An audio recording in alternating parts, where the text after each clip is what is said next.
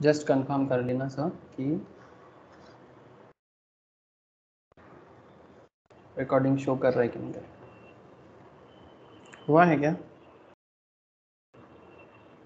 Hello, recording message show कर रहा है क्या आप लोगों को? है सर। हाँ sir. Okay sir, okay, good evening to all of you. Okay again. अच्छा देखो, लास्ट वीक जीएसटी क्लास नहीं हो पाया था due to some eye infection, but आज तो होगा। तो आज जीएसटी में क्या पढ़ेंगे सर? जीएसटी में हम लोग बेसिक बात कर रहे हैं। बेसिक मतलब एकदम इंट्रोडक्टरी लेवल में total complete overview, GST calculations जो एक ओवरव्यू में होना चाहिए, इसमें जीएसटी क्या है, कब से आया है, उसका हिस्ट्री, ठीक है, उसका पूरा का पूरा जो स्टेजेस है, मतलब कब से स्टार्ट हुआ था जीएसटी लाने के बारे में, फिर कब जाके जीएसटी एक्चुअल में इम्प्लीमेंटेशन हुआ। फिर हम लोगों ने sir intra state and inter state ये दोनों जीएसटी कैलकुलेशन भी देखा। अरे देखा कि नहीं देखा नंदिनी? इंट्रा स्टेट जीएसटी के हाँ सर। हाँ, एक सेकेंड रुको सर। ओके, तो इंट्रा स्टेट कैलकुलेशंस भी हम लोगों ने किया और इंटर स्टेट कैलकुलेशंस भी हम लोगों ने किया। उसके बाद हम लोगों ने जीएसटी के बारे में, जैसे कि मानो कि क्या बोलते हैं उसको, कि जीएसटी के अंदर क्या मतलब कौन से चीज़ें आते हैं कि कौन सा चीज़ नहीं आता है। लास्ट क्लास मुझे याद है कि मैं आपको कुछ जीएसटी के बारे में कुछ ऐसी चीज़ें के बारे में पढ़ाया था, जैसे कि मानो कि जीएसटी सुविधा प्रोवाइडर, जीएसटी कॉमन पोर्टल के बारे में मैंने डिस्कशंस किया था। ये जीएसटी कॉमन पोर्टल जो गवर्नमेंट ने बनाया है किसी प्राइवेट पार्टी के थ्रू से, कि वो जीएसटी कॉमन पोर्टल के थ्रू से जीएसटी नेटवर्किंग जो होता है, जीएसटीएन मतलब goods and service tax network, वो किस तरह से पूरा का पूरा जीएसटी सिस्टम को मैनेज करता है ना। ये एक बहुत बड़ा जगह था। उसके साथ साथ हम लोगों ने जीएसटी कॉमन पोर्टल के बारे में भी जाना था। ई वे बिल के बारे में थोड़ा सा इंट्रोडक्शन, जैसे ई वे बिल का डिटेल्स चर्चा हुआ है। डिटेल्स चर्चा जो डिटेल्स चैप्टर वाइज वो तो होगा ही सर। जीएसपी एंड एएसपी ये एक गजब चर्चा था, मतलब गुड्स एंड सर्विस टैक्स सुविधा प्रोवाइडर, ठीक है। तो ये जीएसपी और एएसपी ये चर्चा लास्ट क्लास में गजब का हुआ था सर, ठीक है। जीएसटी सुविधा प्रोवाइडर, ठीक है, फिर आपका एप्लीकेशन सर्विस प्रोवाइडर, एएसपी मतलब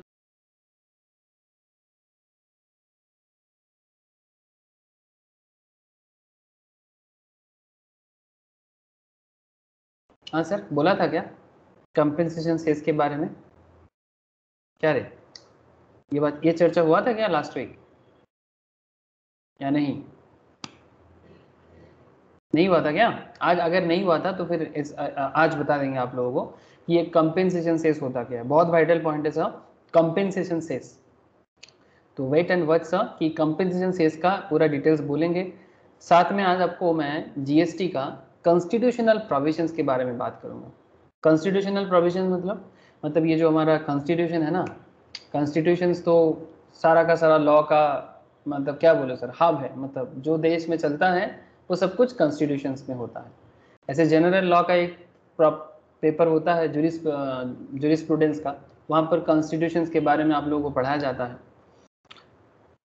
लेकिन मैं आज आप लोगों को जीएसटी रिलेटेड कुछ, पहले तो कॉन्स्टिट्यूशन रिलेटेड कुछ बात मैं आज आप लोगों को बताऊंगा, साथ में मैं आपको जीएसटी कॉन्स्टिट्यूशन के अंदर क्या क्या कहाँ पर बोला हुआ है उसके बारे में कुछ बेसिक बातें हैं। Provisional legal provisions constitutional provision wise GST का कुछ इंपॉर्टेंट पॉइंट्स है जो मैं आज आपसे बात करूंगा। और क्या, और एक बहुत वाइटल पॉइंट है सर, रिसेंट ट्रेंड में एक जीएसटी काउंसिल का मीटिंग आया था ना। अरे क्या आप लोगों को पता है रिसेंटली एक जीएसटी काउंसिल का मीटिंग हुआ, वो पेट्रोल डीजल का হ্যাঁ স্যার। क्या डिसीजन हुआ उसमें?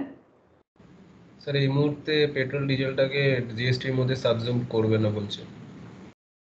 मतलब ये बहुत चर्चित एक बात है कि बहुत चर्चित मतलब बहुत ज़्यादा डिस्कस किया हुआ एक पॉइंट है कि भाई जीएसटी के अंदर पेट्रोल डीजल फ्यूल मतलब पेट्रोलियम फ्यूल को जो भी है ये सब चीज़ें इंक्लूड होना चाहिए, है ना। ये बात तो सर 2017 जब से ये जीएसटी आया है, एप्लीकेशन हुआ है जीएसटी का, तब से ये लोग बोल रहे हैं कि जीएसटी को सब मतलब सबसम करेंगे, मतलब जीएसटी के अंदर पेट्रोल डीजल को इंक्लूड कर देंगे। बट प्रॉब्लम क्या हो रहा है बार बार इनको, मतलब इसका डिटेल्स चर्चा करेंगे। ऐसे तो नॉर्मल अगर बोला जाए तो स्टेट का या सेंट्रल का रेवेन्यू लॉस का एक पॉइंट है कि इनको रेवेन्यू लॉस हो जाएगा, बट किस तरह से, क्यों रेवेन्यू लॉस होगा, ऐसा क्या मैटर होता है जीएसटी को कि इसके अंदर पेट्रोल डीजल को लाने में इतना दिक्कत क्यों हो रहा है। आज थोड़ा डिटेल्स में मैं केस स्टडीज करूंगा आज आप लोगों के साथ, इंटरेस्टिंग डिस्कशंस रहेगा सर। तो वही सब चर्चा आज का है क्लास, ठीक है। कि जो एक रिसेंट ट्रेंडिंग बात है कि भाई पेट्रोल डीजल को एज ए मतलब प्रोफेशनल स्टूडेंट्स होने के नाते, चार्टर्ड कंपनी सेक्रेटरी स्टूडेंट होने के नाते, यू ऑल मस्ट नो कि क्यों ऐसा क्या बात हो गया है कि जीएसटी को फ्यूल के अंदर लाने में, पेट्रोल डीजल के अंदर लाने में इतना क्या प्रॉब्लम है, ठीक है। तो सिंपल बात है, एक चर्चा तो एकदम बनता है sir, why is not fuel under GST. तो एक काम करते हैं सर, मैं आपको स्क्रीन शेयर करता हूँ और डिस्कशंस को आगे बढ़ाता हूँ। ऐसे क्या आप लोगों को दिखाई दे रहा है सर? ये एक नोट्स है, मैंने रेडी किया आप लोगों के लिए, शेयर कर दूंगा अगर आप लोग बोलोगे तो। एक्स्ट्रा है, मतलब case studies types, but yes I will share with you. तो ये एक चर्चा तो करना है और बाकी जो पढ़ाई वाला बात है वो तो करना ही है, ठीक है। जैसे कंपेंसेशन सेस के बारे में भी मैं आज आप लोगों को इसी पॉइंट में चर्चा कर लूँगा कि why is not fuel under GST. जो सवाल सबके मन में आजकल चल रहा है कि वाई, क्यों नहीं है जीएसटी फ्यूल के अंदर, ठीक है। पेट्रोल, नेचुरल गैस, ये सब में नहीं है। जैसे लास्ट क्लास हम लोग कुछ पॉइंट में डिस्कस किए थे, अगर आप लोगों को दिखाई दे रहा है तो मुझे बताइएगा। ये जो पॉइंट था, ये tax subsumed in GST, tax subsumed in GST, जिसके अंदर हम लोगों ने देखा था कि कौन सा टैक्स को हटा के जीएसटी के अंदर लाया गया। एक्चुअली बहुत सारा टैक्स था, ये सब डिस्कशन मैंने लास्ट क्लास कर लिया था। और ये एक गजब पॉइंट था सर, विद इन जीएसटी और आउटसाइड जीएसटी। क्या आप लोगों को दिखाई दे रहा है सर? हाँ सर, स्क्रीन शो हो रहा है ना? हाँ सर। Okay sir. तो पॉइंट क्या है, with in GST and outside GST. Ready, अच्छा है। तो with in GST, outside GST, ये चीज़ आप लोगों को मैंने लास्ट क्लास भी बताया था, एक बार फिर से याद दिला रहा हूँ आप लोगों को कि sir alcohol for human consumptions ये जीएसटी के अंदर नहीं है। 5 पेट्रोलियम प्रोडक्ट्स जैसे कि crude oil, diesel, petrol, natural gas and ETF. ETF means sir, ETF means क्या है नंदिनी, याद है क्या?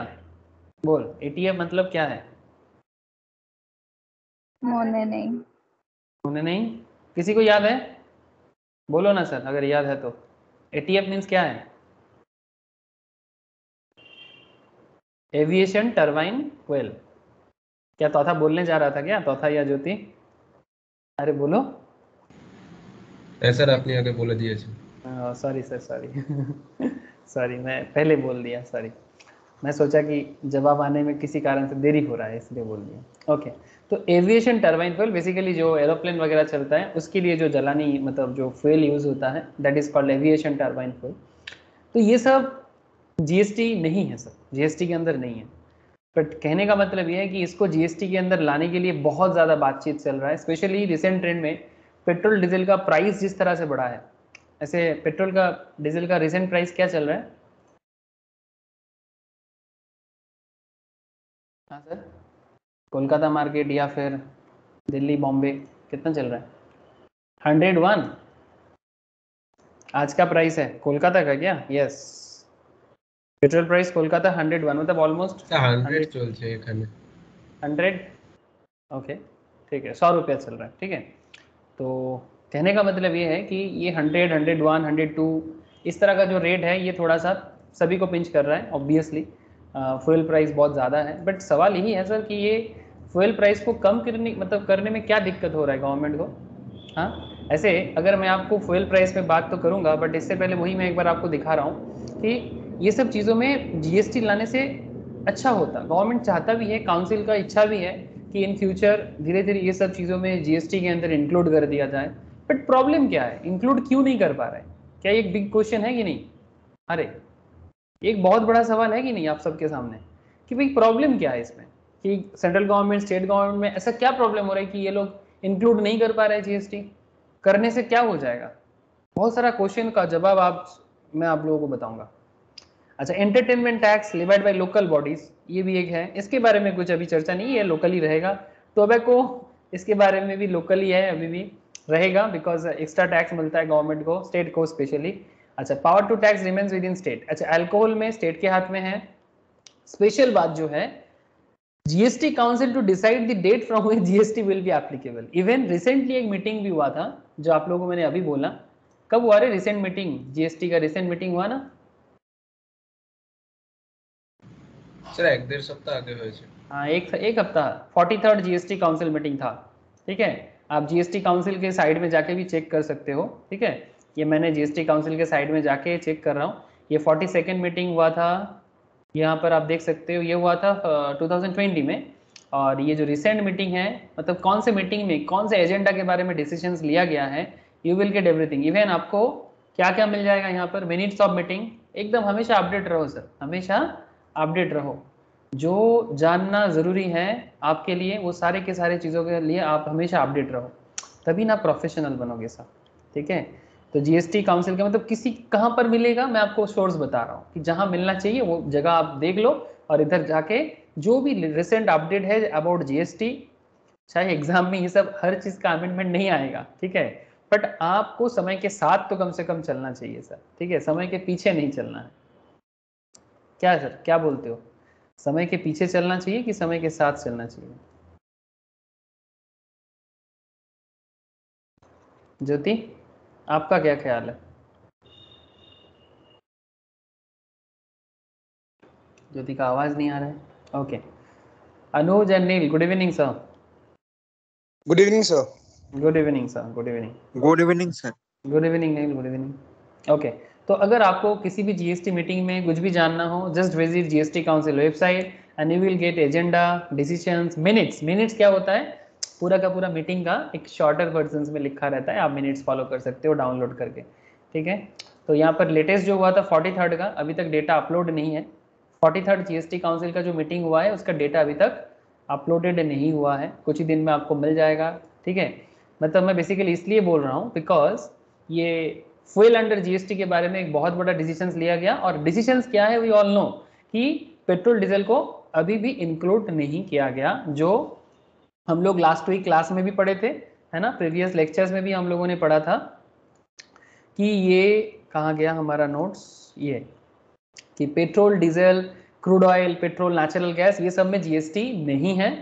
तो ये जीएसटी काउंसिल डिसाइड करेगा कि कब से ये एप्लीकेबल होगा। रिसेंट जो मीटिंग हुआ है काउंसिल का, एक्चुअली काउंसिल ही डिसाइड करता है कि किस में कितना टैक्स जाएगा, किस में जीएसटी आएगा, किसको जीएसटी से एग्जेम्पशन करना है, ये सब पावर रहता है काउंसिल के पास। इसीलिए मैं आज आप लोगों को कॉन्स्टिट्यूशनल प्रोविजंस भी बताऊंगा कि कौन से आर्टिकल में, कौन से सेक्शन में किसके पास कितना पावर दिया हुआ है टैक्स लगाने का, टैक्स को एग्जेम्प्ट करने का। ये सभी पावर गवर्नमेंट किस तरह से डिसाइड करता है, और उसके लिए आपको कॉन्स्टिट्यूशनल प्रोविजंस अबाउट जीएसटी समझना जरूरी है। तो वो भी आज का डिस्कशंस का पार्ट है, जो मैं आपसे बात करूंगा सर क्लास में। ओके, अच्छा, बाकी एंटरटेनमेंट भी लोकल बॉडीज के पास है, टोबैको वगैरह में भी sir with in the also retained by, ये आपका परव्यू ऑफ जीएसटी, ये भी सेंट्रल के पास पावर है, काउंसिल के पास टोबैको प्रोडक्ट में भी जीएसटी लगाने का पावर सेंट्रल गवर्नमेंट के पास है, जीएसटी काउंसिल के पास है। सिर्फ अल्कोहल फॉर ह्यूमन कंजम्पशन जो लोकल, मतलब लोकल स्टेट के पास है, और एंटरटेनमेंट टैक्स तो सर लोकल बॉडीज के हाथ में है। लेकिन ये petroleum product and tobacco product, इसमें तो गवर्नमेंट के पास, जीएसटी काउंसिल के पास राइट है, मतलब पावर है, वो कर सकता है। लेकिन करने के लिए क्या प्रॉब्लम है वो मैं आज आपसे डिस्कस करूंगा। तो एक काम करते हैं सर, एक काम करते हैं, पहले ये केस देख लेते हैं कि why is not fuel under GST. हाँ, उसके बाद मैं आपको क्या बताऊंगा। ये करने के बाद हमारा नेक्स्ट पॉइंट जो रहेगा, वो मेन पॉइंट जो आज का है, दैट इज कॉन्स्टिट्यूशनल प्रोविजन। दिखाई दे रहा है ना सर आप लोगों को? तो इस तरह से चर्चा आज चलेगा। ये पहले मैं एक बार आपसे बात कर लेता हूँ, जो सबसे ट्रेंडिंग पॉइंट है कि why is not fuel under GST, उसका कुछ इंपॉर्टेंट डिस्कशंस रहेगा। और फिर मैं आपसे बात करूंगा कि ये जो जीएसटी एग्जेम्पशंस हो जाता है, जीएसटी के अंदर इंक्लूड कौन सा प्रोडक्ट को लिया जाएगा, कौन सा प्रोडक्ट को छोड़ा जाएगा, कितना रेट लगाया जाएगा, ये सब पावर किसके पास होता है, किस तरह से इसका हेल्प मतलब क्रिएट किया जाता है, उसके लिए कॉन्स्टिट्यूशनल प्रोविजंस क्या है वो आपको डिटेल्स में बताएंगे। ओके, जो आप लोगों का पढ़ने का पार्ट भी है सिलेबस के अंदर। तो ये सब चर्चा है सर। तो चलो, the most important questions of the day, मतलब नॉट द डे, ये सभी के मन का सवाल है कि why is not fuel under GST. अच्छा, एक बात सर, अगर फ्यूल के अंदर जीएसटी नहीं है तो फिर फ्यूल में क्या है? किसको पता है सर? फ्यूल में जीएसटी नहीं है तो फिर फ्यूल में क्या है? कौन सा टैक्स लगता है? अगर पेट्रोल डीजल में वैट लगता है और एक्साइज भी लगता है, वैट लगता है और एक्साइज भी लगता है। ये 2020 दिसंबर का डेटा है, ठीक है, ये इंडियन ऑयल कॉरपोरेशन का डिटेल्स में से लिया गया था। तो वहाँ से जो डेटा मुझे मिला था, उस डेटा के हिसाब से मैं आपको एक बात बताता हूँ सर। डेटा कुछ ऐसा था, ये चीज़ मैंने पहले भी कभी क्लास में डिस्कस किया, बट आज मेरा कॉन्सेप्ट अलग है। Normally 1 litre petrol, okay, 1 litre petrol, crude oil, petrol नहीं छोड़ो, क्रूड ऑयल में बात करते हैं, रिफाइन होकर पेट्रोल डीजल बनता है, we all know about this. तो इंपोर्टिंग क्रूड ऑयल, ठीक है, जो कच्चा तेल होता है, जो basically Middle East countries, African nation से इंपोर्ट किया जाता है। 1 लीटर क्रूड ऑयल का प्राइस पड़ जाता है जनरली 26.34 रुपीज, ओके, 26 टका 34 पैसा, ओके, 26 रुपया 34 पैसा, 26.34। डोमेस्टिक फ्रेट वगैरह लगा के 0.37 पैसा पर लीटर पे। सेंट्रल गवर्नमेंट का टैक्सेस लग जाता है इसमें 32 rupees almost, central government excise लगाते हैं इसमें। Commission to petrol dealers, petrol pump पे जो पेट्रोल बेचता है हमें, वो डीलर होता है ना पेट्रोल का, उनको पर लीटर में ऑलमोस्ट 3.65 रुपीज पर लीटर में मिल जाता है। स्टेट गवर्नमेंट का वैट लग जाता है 30% के आसपास, कोई 28% भी लगाते हैं, कोई 30% भी लगाते हैं वैट, ठीक है। तो 30% प्लस एडिशनल सेल्स भी लगाते हैं 10% का, बताऊंगा आज आपको। तो स्टेट गवर्नमेंट का टैक्स लग जाता है ऑलमोस्ट 30%, तो जो 1 लीटर के हिसाब से हो जाता है 19 रुपीज। तब प्राइस कितना हो गया? 82.34। क्या आप लोगों को ये ब्रेकअप समझ में आया कुछ? हेलो, क्या ये जीएसटी का ब्रेकअप, सॉरी पेट्रोल का करंट ब्रेकअप जो जिस सिस्टम पे चलता है, अब यही चीज जब अगर क्रूड ऑयल का जो प्राइस है वो बढ़ जाता है, ठीक है, तो ये प्राइस अगर बढ़ जाएगा, गवर्नमेंट का टैक्सेस अगर और बढ़ जाएगा, कमीशंस जो है वो बढ़ जाएगा, तो वो 100 तक चला जाएगा। तो बेसिकली यहाँ पर टैक्सेस बढ़ गया है, जिसके कारण प्राइस अभी 100 प्लस चल रहा है। ऐसे अनुज, आसाम में क्या रेट है पेट्रोल का? सर फिलहाल 97 चल रहा है। हाँ 97, मतलब स्टेट टैक्सेस थोड़ा कम रहेगा शायद, है ना?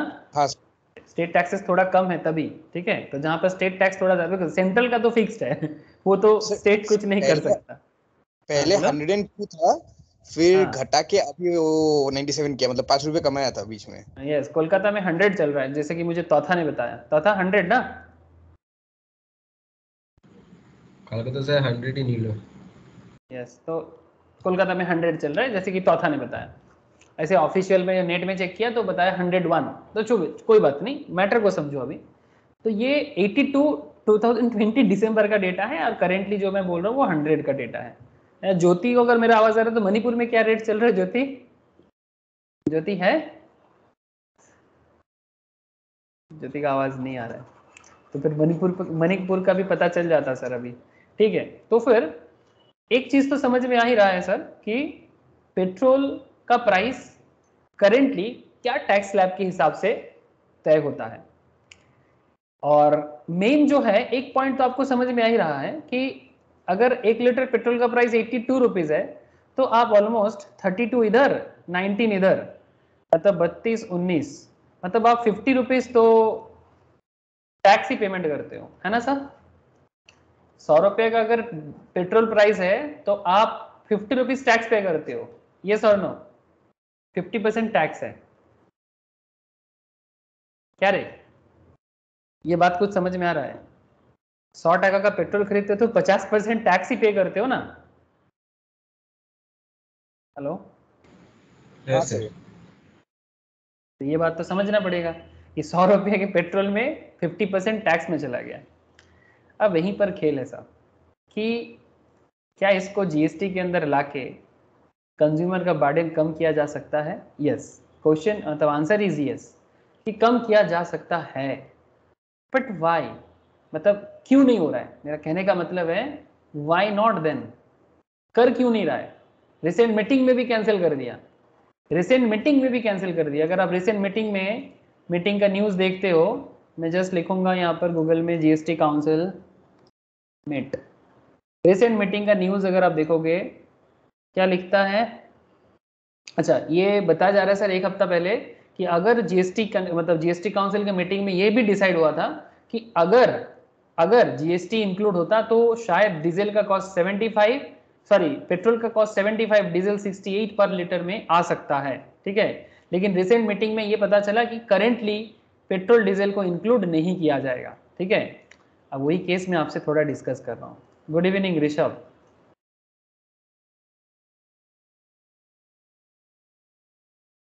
Y is not fuel under GST, चलो देख लेते हैं। थोड़ा मैं समझा रहा था आपको कि करंट सिस्टम क्या है, ये सब पहले बताना चाहिए ना आप लोगों को। मैं एज पर सिलेबस वाइज भी आपने देखा कि किस कौन सा टैक्स मतलब जीएसटी के मतलब कौन से प्रोडक्ट में जीएसटी आ सकता है। काउंसिल ने सोच के रखा है कि ये फ्यूचर में जीएसटी के अंदर इंक्लूड कर देंगे फ्रॉम 2016-17 जब से जीएसटी आया है, पर फिर भी कर नहीं पा रहे। तो ऐसा क्या हो गया? So basically, a few days ago, a Union Finance Minister for Petroleum and Natural Gas said that would like to see petrol and diesel include under ambit of GST, है ना sir? The reason being that it would probably bring down fuel price. सबसे main बात है कि अगर GST आ जाए तो जैसे कि मीटिंग में भी डिसाइड किया गया था कि अगर GST इंक्लूड हो जाता है पेट्रोल डीजल के प्राइस पे, तो जो पेट्रोल डीजल करेंटली 100 रुपीज के आसपास चल रहा है, करेंट पेट्रोल प्राइस जहां 100 के आसपास चल रहा है, 100 प्लस चल रहा है, पेट्रोल प्राइस 75 हो सकता है, डीजल प्राइस 68 आसपास हो सकता है। तो गुड न्यूज ना सर, सुन के अच्छा लगता है सुन के कंज्यूमर को बड़ा अच्छा लगता है, बट फिर भी गवर्नमेंट डिसाइड नहीं कर पा रहा है, मीटिंग में डिसीजंस लेना मुश्किल हो रहा है, वही तो पॉइंट है। तो the reason being that it would probably bring down fuel price, and while the suggestion does deserve merit, we have to ask what's really stopping us from actually implementing this.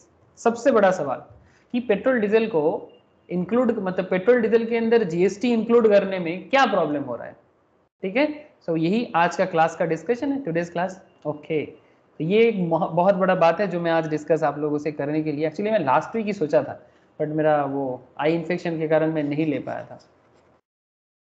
तो back when GST was originally introduced in 2017, हाँ sir 2017 में जब से GST आया है, the tax legislation मतलब जो legislation system से आता है ना सर, इसका एक बिग प्रॉब्लम ये भी था कि it was a consumption based tax. आप लोग जानते हो ना कि ये जो करेंट जीएसटी है ये कंजम्पशन बेस्ड टैक्स है, मतलब बेसिकली डेस्टिनेशन बेस्ड है ना।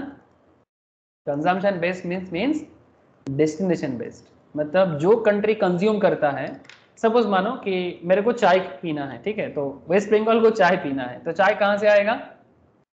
जल्दी बोलो सर। अनुज, चाय कहां से आता है? सर आसाम या फिर केरला। आसाम या फिर केरला, तो मैं आसाम ही मान लेता हूँ currently.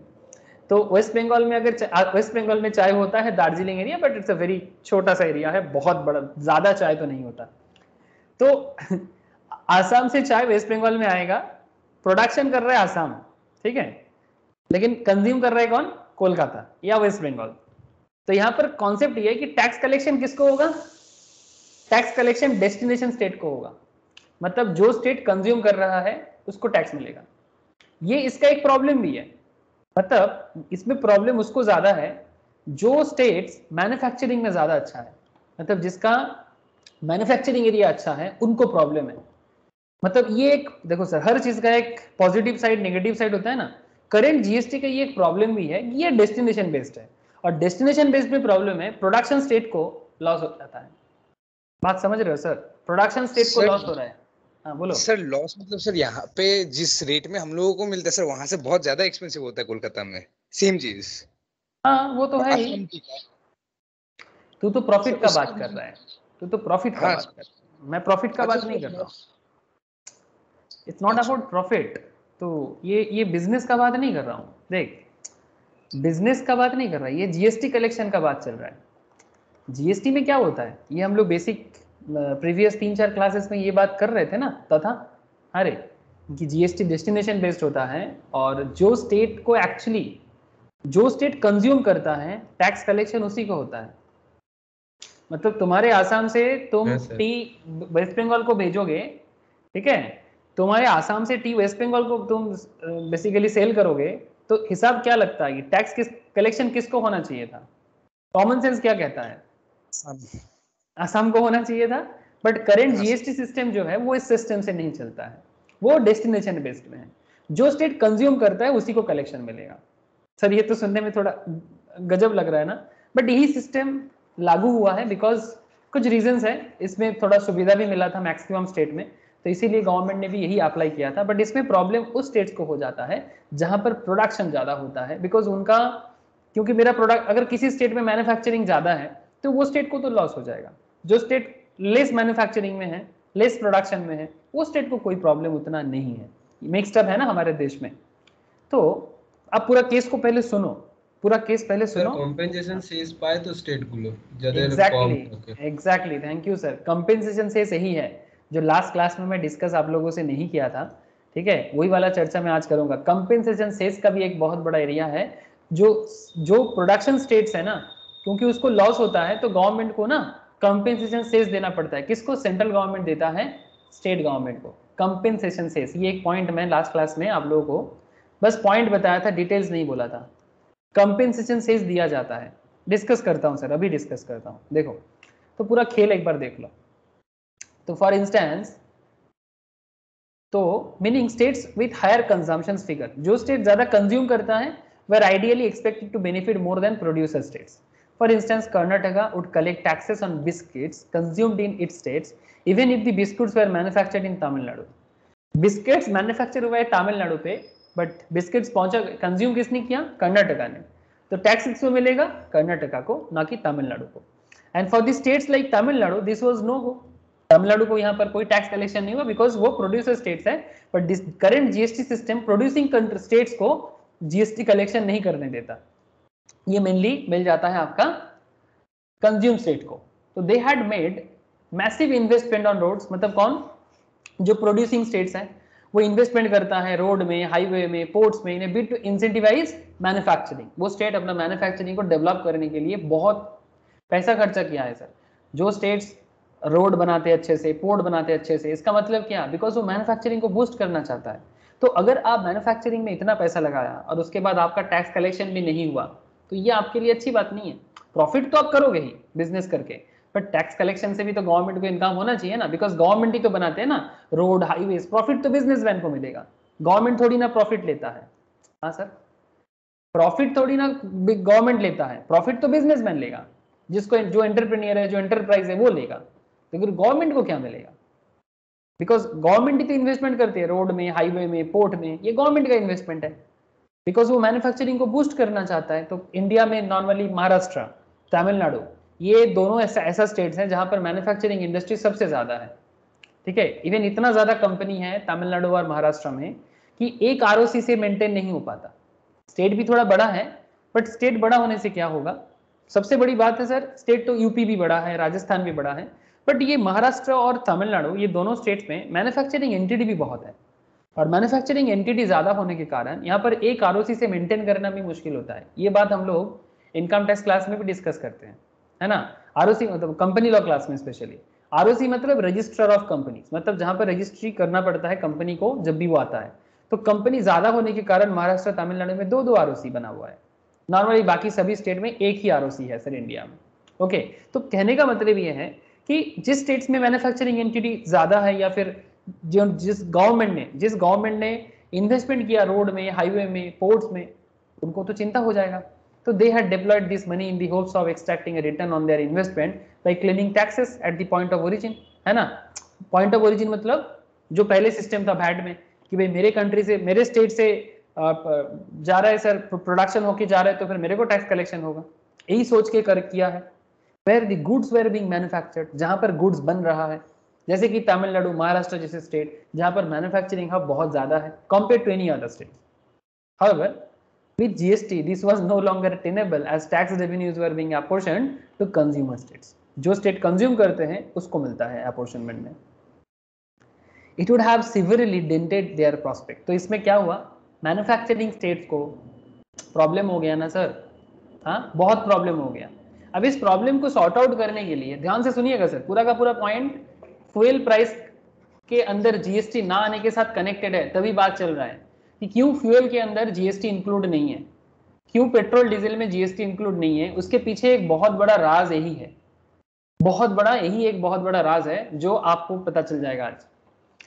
And although the central government kept insisting that the likes of Tamil Nadu would still have many avenues, तो गवर्नमेंट क्या बोलता है कि तमिलनाडु लाइक स्टेट जिसका बेसिकली आपका मैन्युफैक्चरिंग एंटिटी बहुत ज़्यादा है, उसके पास रेवेन्यू अर्न करने का और भी ज़्यादा एरिया है, tax revenues, manufacturing states wanted guarantees. तो गवर्नमेंट क्या बोल रहा है, सेंट्रल गवर्नमेंट बोल रहा है कि ठीक है आपको कुछ गारंटी दिया जाएगा, बिकॉज तमिलनाडु गवर्नमेंट जैसे जो मैन्युफैक्चरिंग गवर्नमेंट है, जिसके स्टेट में ज़्यादा मैन्युफैक्चरिंग होता है, like state like Tamil Nadu, Maharashtra, so a bargain was struck. मतलब अब क्या हो गया, सेंट्रल के साथ बार्गेन चालू हो गया कि मेरे स्टेट्स में ज़्यादा मैन्युफैक्चरिंग होता है, अगर मेरे मैन्युफैक्चरिंग के कारण लोगों को मिलता है, मैंने इन्वेस्टमेंट इतना किया मैन्युफैक्चरिंग पे, हाँ मैंने इतना ज़्यादा मैन्युफैक्चरिंग के लिए क्या बोलते हैं उसको, इंफ्रास्ट्रक्चर में इन्वेस्टमेंट किया, और मेरे को ही अगर नहीं मिलता है तो वो किसी भी स्टेट को प्रॉब्लम होगा।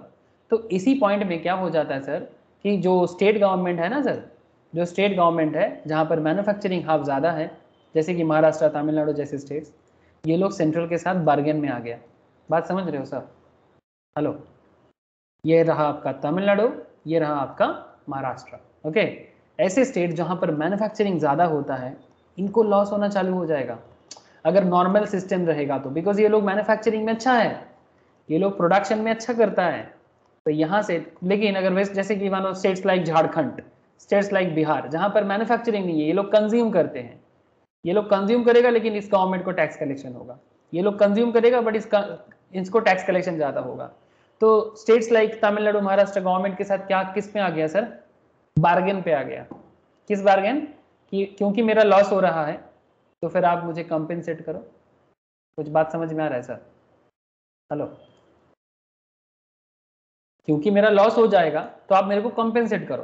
किसको कंपेंसेट करना है? कौन किसको कंपेंसेट करेगा? अरे सेंट्रल गवर्नमेंट, स्टेट गवर्नमेंट को।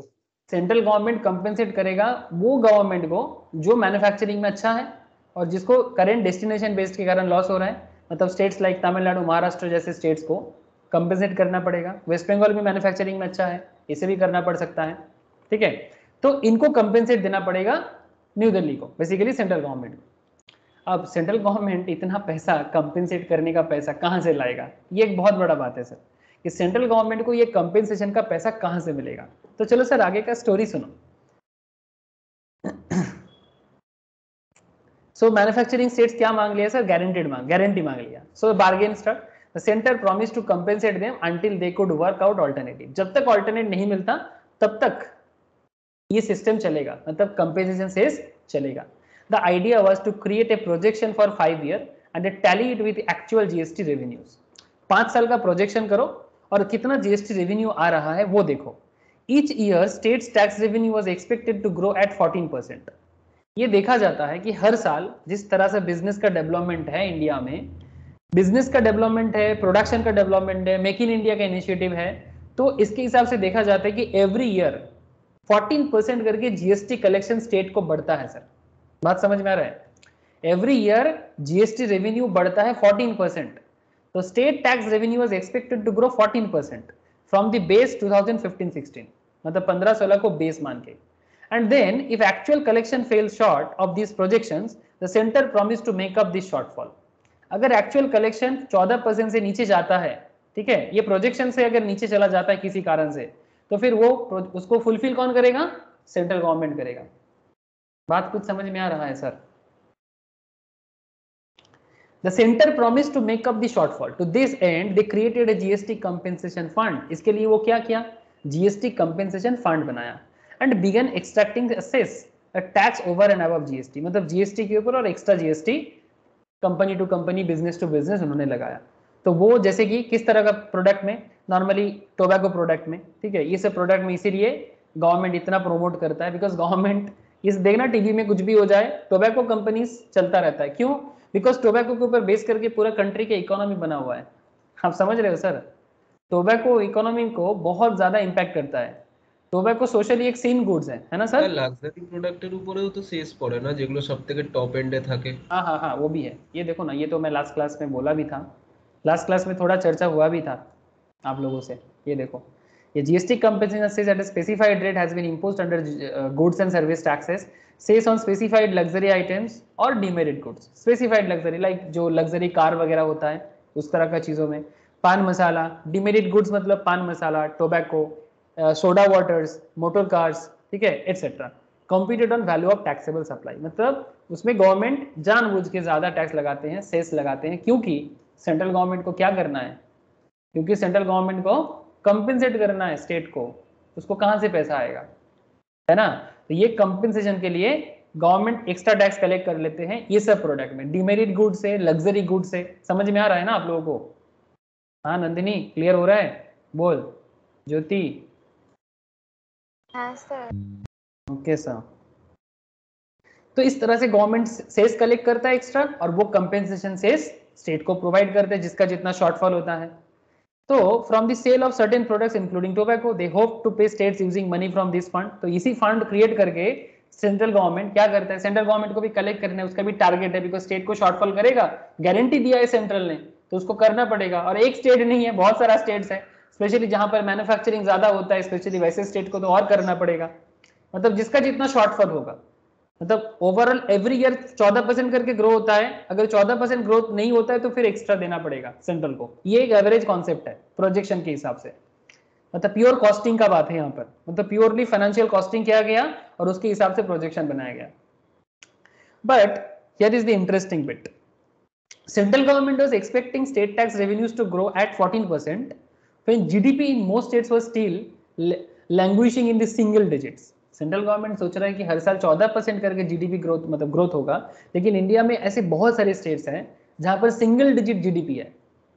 सर उसमें वेस्ट बंगाल है? नहीं सर, वेस्ट बंगाल नहीं है। वेस्ट बंगाल इंडिया का 3rd हाईएस्ट जीडीपी क्रिएटर है, ठीक है, मैं आपको बताऊंगा इसके बारे में। ऐसे वेस्ट बंगाल का इकोनॉमी उस हिसाब से अच्छा है, अलग बात है, बाद में बात करते हैं। अच्छा, these projections were completely out of whack and yet to center agreed to shoulder such a monumental burden when they had no reason to do so। तो कोई रीजन नहीं है। अगर देखो 14% का जीडीपी ग्रोथ प्रोजेक्ट कर रहा है सेंट्रल, और मैक्सिमम स्टेट में सिंगल डिजिट का ग्रोथ है, तो फिर सेंट्रल को कितना देना पड़ेगा? हर स्टेट को कम से कम 5% करके एक्स्ट्रा, मजाक नहीं है, ठीक है। तो ऐसे करने से गवर्नमेंट को बहुत ज्यादा बर्डन आ जाता है टैक्स कलेक्शन करने का। So you have to ask, why was the compensation fixed at such a high level when they could have driven a hard bargain? जब इतना बड़ा बार्गेन करना पड़ा सेंट्रल को स्टेट के साथ, तो फिर इतना बड़ा रिस्क लेने का क्या जरूरत था? हाँ सर, क्या आपके मन में ये सवाल चल रहा है क्या?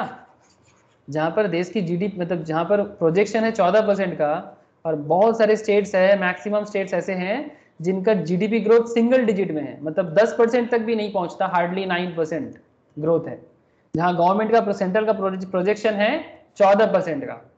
ऐसे हालत में सेंट्रल के पास तो बार्डन बढ़ जाएगा, मतलब न्यू दिल्ली के पास तो बार्डन बढ़ जाता है ना, और ये बार्डन फुलफिल करने के लिए उनको सेस लगाना पड़ता है, स्पेशली इस तरह का लग्जरी का आइटम पे, फ्यूल पे, पेट्रोल पे, डीजल पे जो है स्पेशली, ठीक है, जहां जहां एक्स्ट्रा टैक्स लगा सकते हैं, तो गवर्नमेंट को कलेक्ट करना पड़ेगा। और सर ये पैसा तो सिर्फ कंपेंसेशन देने से नहीं चला जाएगा, इतना बड़ा कंट्री है उसको भी तो देखना है, मतलब डिफेंस का पैसा ये सब वो भी तो अलग है, मतलब एक खर्चा तो है नहीं कि भाई स्टेट को कंपेंसेट कर दिया और हो गया, ऐसा ही नहीं है। तो answer is pretty interesting sir, कुछ इंटरेस्टिंग जवाब आपको यहां पर मिलेगा। See, there was absolutely no way the states were ever going to accept this propositions. So मतलब स्टेट मानने के लिए राजी नहीं होगा, so the central government had to do something radical, they had to make an offer the states could not refuse. मतलब ऐसा कुछ ऑफर करना है ताकि स्टेट मान जाए। और क्यों? बिकॉज ज्यादा बोलेगा तो मानेगा ना sir. And when they propose to compensate state based on those lofty projections, मतलब 14% जो थोड़ा एवरेज से ज्यादा ही है, the states had no choice but to give in. After all, most states governments were only worried about short term prospect, because maximum state क्या है, short term सोचते हैं, बस ये 5 साल में अच्छा कमा ले फिर देखते हैं, लॉन्ग टर्म कोई सोचता ही नहीं है स्टेट्स के बारे में। जो भी स्टेट्स में हम लोग चुनते हैं ना, मैक्सिमम भारत में जो स्टेट्स है सब शॉर्ट टर्म पर्सपेक्टिव में चलने वाला होता है, मतलब एक लॉन्ग टर्म पर्सपेक्टिव पे अपने स्टेट को बहुत दूर लेके जाना है, ऐसा सोच वाला गवर्नमेंट आपको मिलेगा बहुत कम। Maximum state short term budget में चलता है, शॉर्ट टर्म में प्रॉफिट करे, अपना पैसा ले और भागे, इस तरह का सोच सकते हो। तो there political ambitions rarely ever let them focus on the bigger picture. क्या लगता है आप लोगों को, मैक्सिमम स्टेट में क्या है, शॉर्ट टर्म पिक्चर है ना पॉलिटिशियंस का? अरे बोलो हाँ ना, कुछ तो बोलो। मतलब कम समय में जल्दी ज्यादा पैसा मिल जाए, यही अच्छा है, मतलब गवर्नमेंट अगर बोलता है ले लेते हैं, इतना क्या सोच है? हाँ सर, क्या ये बात आपको समझ में आ रहा है कि क्यों सेंट्रल गवर्नमेंट का बातों पे आ जाते हैं स्टेट गवर्नमेंट कि भाई मैं लॉफ्टी आपको दे रहा हूँ, 14% के हिसाब से कुछ भी होगा तो मैं गारंटी देता हूँ आपको कंपेंसेट कर दूंगा। बिकॉज मैक्सिमम स्टेट दूर का सोचना पसंद नहीं करता कि नहीं ये हो नहीं सकता, प्रॉब्लम आ सकता है, दे डोंट वांट। तो फिर वो मान जाते हैं कि ठीक है कंपेंसेशन मिल रहा है, 14% का प्रोजेक्शन अगर फुलफिल नहीं होता है तो फिर स्टेट से तो मिल, सेंटर से मिल जाएगा, तो वो लोग राजी हो जाते हैं। And considering they were cash trapped at the time, और मैक्सिमम टाइम में स्टेट का कैश ट्रैप हो ही जाता है, तो this promise was too good to pass up, so they took the deal. अरे स्टेट लोग क्या करते हैं ना, वोट पाने के लिए कुछ भी डिक्लेयर कर देते हैं, कुछ भी, मतलब इनकम नहीं है फिर भी डिक्लेयर कर देते हैं कि भाई ये दे देंगे वो दे देंगे, बिकॉज उनको रहना है, पार्टी में रहना है, स्टेट में रहना है। मतलब ऐसा अनाप शनाप बोलते हैं जिसका कोई फाइनेंशियल वायबिलिटी नहीं है, मतलब ऐसा ऐसा ऑफर पब्लिक के लिए ला देते हैं जिसका सीरियसली कोई फाइनेंशियल वायबिलिटी नहीं है। तो ऐसा ऐसा कॉन्सेप्ट ला देते हैं स्टेट गवर्नमेंट। आप लोगों को पता है, मैं नाम नहीं लूंगा करेंटली, ठीक है, ऐसा बहुत सारा प्रोजेक्ट चलता है हर एक स्टेट में, बहुत सारा स्टेट्स है हमारे देश में, उसमें बंगाल भी एक है। ऐसा ऐसा प्रोजेक्ट है, मतलब क्या बताऊं आपको, बिना मतलब का। तो point is that very very simple कि कैश ट्रैप तो हो ही जाता है स्टेट्स, और उसके बाद सेंट्रल से अगर पैसा मिल जाए फिर वो अपने आप को बेसिकली संभाल लेते हैं। मतलब स्टेट को लॉन्ग रन में बहुत दूर तक लेके जाना, ऐसा सोच नहीं है किसी के पास। तो स्टेट मान जाता है और सेंट्रल का ये ऑफर भी ले लेते हैं, और सेंट्रल क्या देखता है कि भाई मेरे को थोड़ा एक्स्ट्रा सेल्स वगैरह कलेक्ट करके ये पैसा देना पड़ेगा। And with this introduction out of the way we can actually focus on today story. As of today, the central levies a tax on fuel and then decides state adds a VAT. Central क्या लगाते हैं, मैं आपको दिखाया ना sir अभी, central fuel पे tax लगाते हैं ना 32.98। तो ये टैक्स क्यों लगाएगा, बिकॉज वो कंपेंसेशन से स्टेट को भी तो देना पड़ेगा, और खुद का भी अर्निंग है, उसका और भी खर्चा है। तो सेंट्रल इस तरह का जो खर्चा टैक्स लगाते हैं ये टैक्स लगाएगा जो करेंटली फ्यूल में लगता है। अगर ये पेट्रोल वगैरह जो प्राइस में सेंट्रल टैक्सेस 82 रुपीज़ के प्राइस में 32 रुपीज़ चला गया आपका सेंट्रल एक्साइज पे, तो 80 में अगर 32 सेंट्रल एक्साइज है और वहाँ पर स्टेट वैट भी है 30%, 19 रुपीज़, तो आप समझ ही सकते हो कि कितना बड़ा पैसा 80% के पेट्रोल में, 82% के पेट्रोल में आपका 50 रुपीज़ चला गया टैक्स में। मतलब इस तरह सा अगर इसमें वैट आ जाता, अगर इसमें जीएसटी आ जाता, तो कॉमन सेंस क्या बता रहा है, ऑब्वियसली दाम कम होता फ्यूल का, क्या रे नहीं होता क्या? कॉमन सेंस क्या बता रहे हैं, ज्यादा कैलकुलेट करने का भी जरूरत नहीं है। हेलो, अगर 28% का भी जीएसटी होता ना तो भी यहाँ पर तो वैट ही लग जा रहा है 30%, ऊपर से सेंट्रल एक्साइज। क्या आप लोगों को कुछ समझ में आ रहा है? बोलो सर, हाँ ना, कुछ तो बोलो।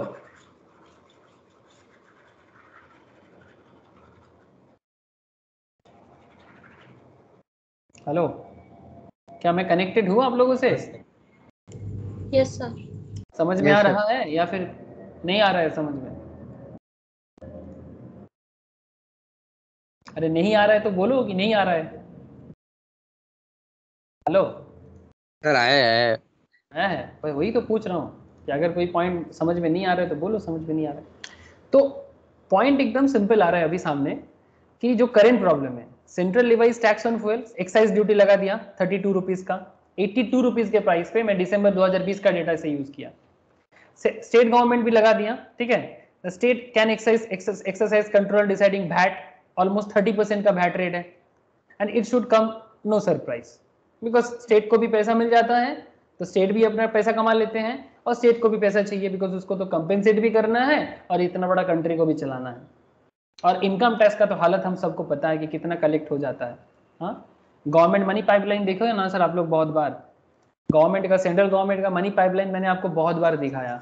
ये देखो गवर्नमेंट का मनी पाइपलाइन, सबसे ज्यादा कलेक्शन तो आता है सर कॉर्पोरेट टैक्स से, कंपनी बनेगा तब आता है, और जीएसटी से, फिर आता है इनकम टैक्स, फिर सेंट्रल एक्साइज, बाकी कुछ मार्केट लोन लेते हैं, ठीक है, कुछ स्मॉल सेविंग्स है, कुछ डिविडेंड प्रॉफिट है सरकार का, और कुछ 1 ट्रिलियन के आसपास नॉन टैक्स रेवेन्यू है। तो सबसे ज्यादा तो टैक्स यही आता है, उसमें जीएसटी और कॉर्पोरेट टैक्स, कॉर्पोरेट मतलब कंपनी का जो टैक्स है। तो सबसे इंपॉर्टेंट तो जीएसटी हो गया। अब इस हालत में अगर गवर्नमेंट मतलब इनडायरेक्ट टैक्स से इनकम करना छोड़ देगा तो फिर गवर्नमेंट अपना फंड कहाँ से लाएगा, है ना। ये गवर्नमेंट के लिए एक बहुत बड़ा चैलेंज है सर, रियल चैलेंज है, रियल चैलेंज फॉर गवर्नमेंट कि भाई इतना पैसा लाएंगे तो कहाँ से लाएंगे। ऊपर से सेंट्रल गवर्नमेंट जो गारंटी भी दे दिया तो वो गारंटी भी तो फुलफिल करना है। ऐसे 5 साल का एक टेम्पोररी गारंटी है ये, लेकिन अभी भी ऑल्टरनेटिव ढूंढ तो लेता ऑल्टरनेटिव, बट ऊपर से आ गया ना सर कोरोना, कोरोना आ गया, ऑल्टरनेटिव ढूंढने का कोई मतलब ही नहीं रहा अभी कोरोना पीरियड में क्या मतलब alternative. So the state can, तो अभी क्या हो गया, so if you were to subsume all taxes under single umbrella you have to deal with whole bunch of problems. और भी कुछ प्रॉब्लम है, स्टार्टिंग विथ टैक्सेशन रेट्स। जैसे अगर जीएसटी इंक्लूड होगा पेट्रोल डीजल में, रेट क्या होगा, 5%, 12%, 18% और 28%। हाँ सर क्या लगता है, अगर लगेगा तो कौन सा जीएसटी आएगा, जो करेंट रेट है इंडिया में 5, 12, 18, 28, कौन सा रेट लग सकता है, बोलो सर। इसको लेके बहुत डाउट है। 18% सर। 18%, मेरे को तो लगता है लगेगा तो 28% लगने का चांसेस ज्यादा है, अगर लगेगा तो। मेरे को भी, मेरे को यही लगता है। वैट में अगर 30% लगा रहा है तो गवर्नमेंट वो कंसिडर करके जो भी जीएसटी के अंदर हाईएस्ट टैक्स रेट है उसको कंसिडर करेगा ना। मेरे को भी वही लग रहा है, मुझे भी वैसा ही कुछ लग रहा है सर। अब देखो आगे क्या होता है, अभी भी डिसीजंस नहीं ले पा रहा है गवर्नमेंट को डिसीजंस लेना अभी भी मुश्किल हो रहा है। सो ये एक बहुत बड़ा प्रॉब्लम है कि भाई 5% है कि 12% लगाए कि 18% लगाए कि 28% लगाए। Just for context. अच्छा प्रिया, गुड इवनिंग प्रिया, बहुत लेट ज्वाइन किया। Good evening sir. ओके, अब कंटेक्स्ट के हिसाब से, एग्जाम्पल के हिसाब से देख लो कि Maharashtra levies 25% VAT on petrol and 21% VAT on diesel, including an extra cess of ₹10 per litre on petrol and ₹3 पर लीटर ऑन डीजल। ये महाराष्ट्र का हिसाब बता रहा हूं मैं आपको।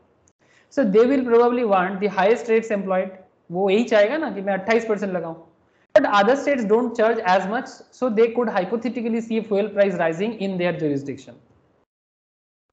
क्योंकि ये महाराष्ट्र 25% लगाते हैं पेट्रोल पे, 21% लगाते हैं डीजल पे, 10% पर लीटर पेट्रोल पे एक्स्ट्रा सेस, 3% पर लीटर डीजल पे एक्स्ट्रा सेस, ये महाराष्ट्र का कहानी है। तो ऑब्वियसली महाराष्ट्र चाहेगा कि मैं 28% लगाऊं, बट ऐसे भी स्टेट्स हैं जो इतना चार्ज नहीं लगाना चाहता या फिर इतना वैट नहीं लगाते। उसके लिए आपको अलग अलग स्टेट का वैट रेट देखना पड़ेगा कि पेट्रोल पे वो कितना वैट रेट लगा रहे हैं। तो फिर वो क्या बोलेगा कि भाई मेरे स्टेट में तो इतना रेट नहीं है, तो फिर मेरे यहाँ पर तो ज्यादा प्राइस हो जा रहा है।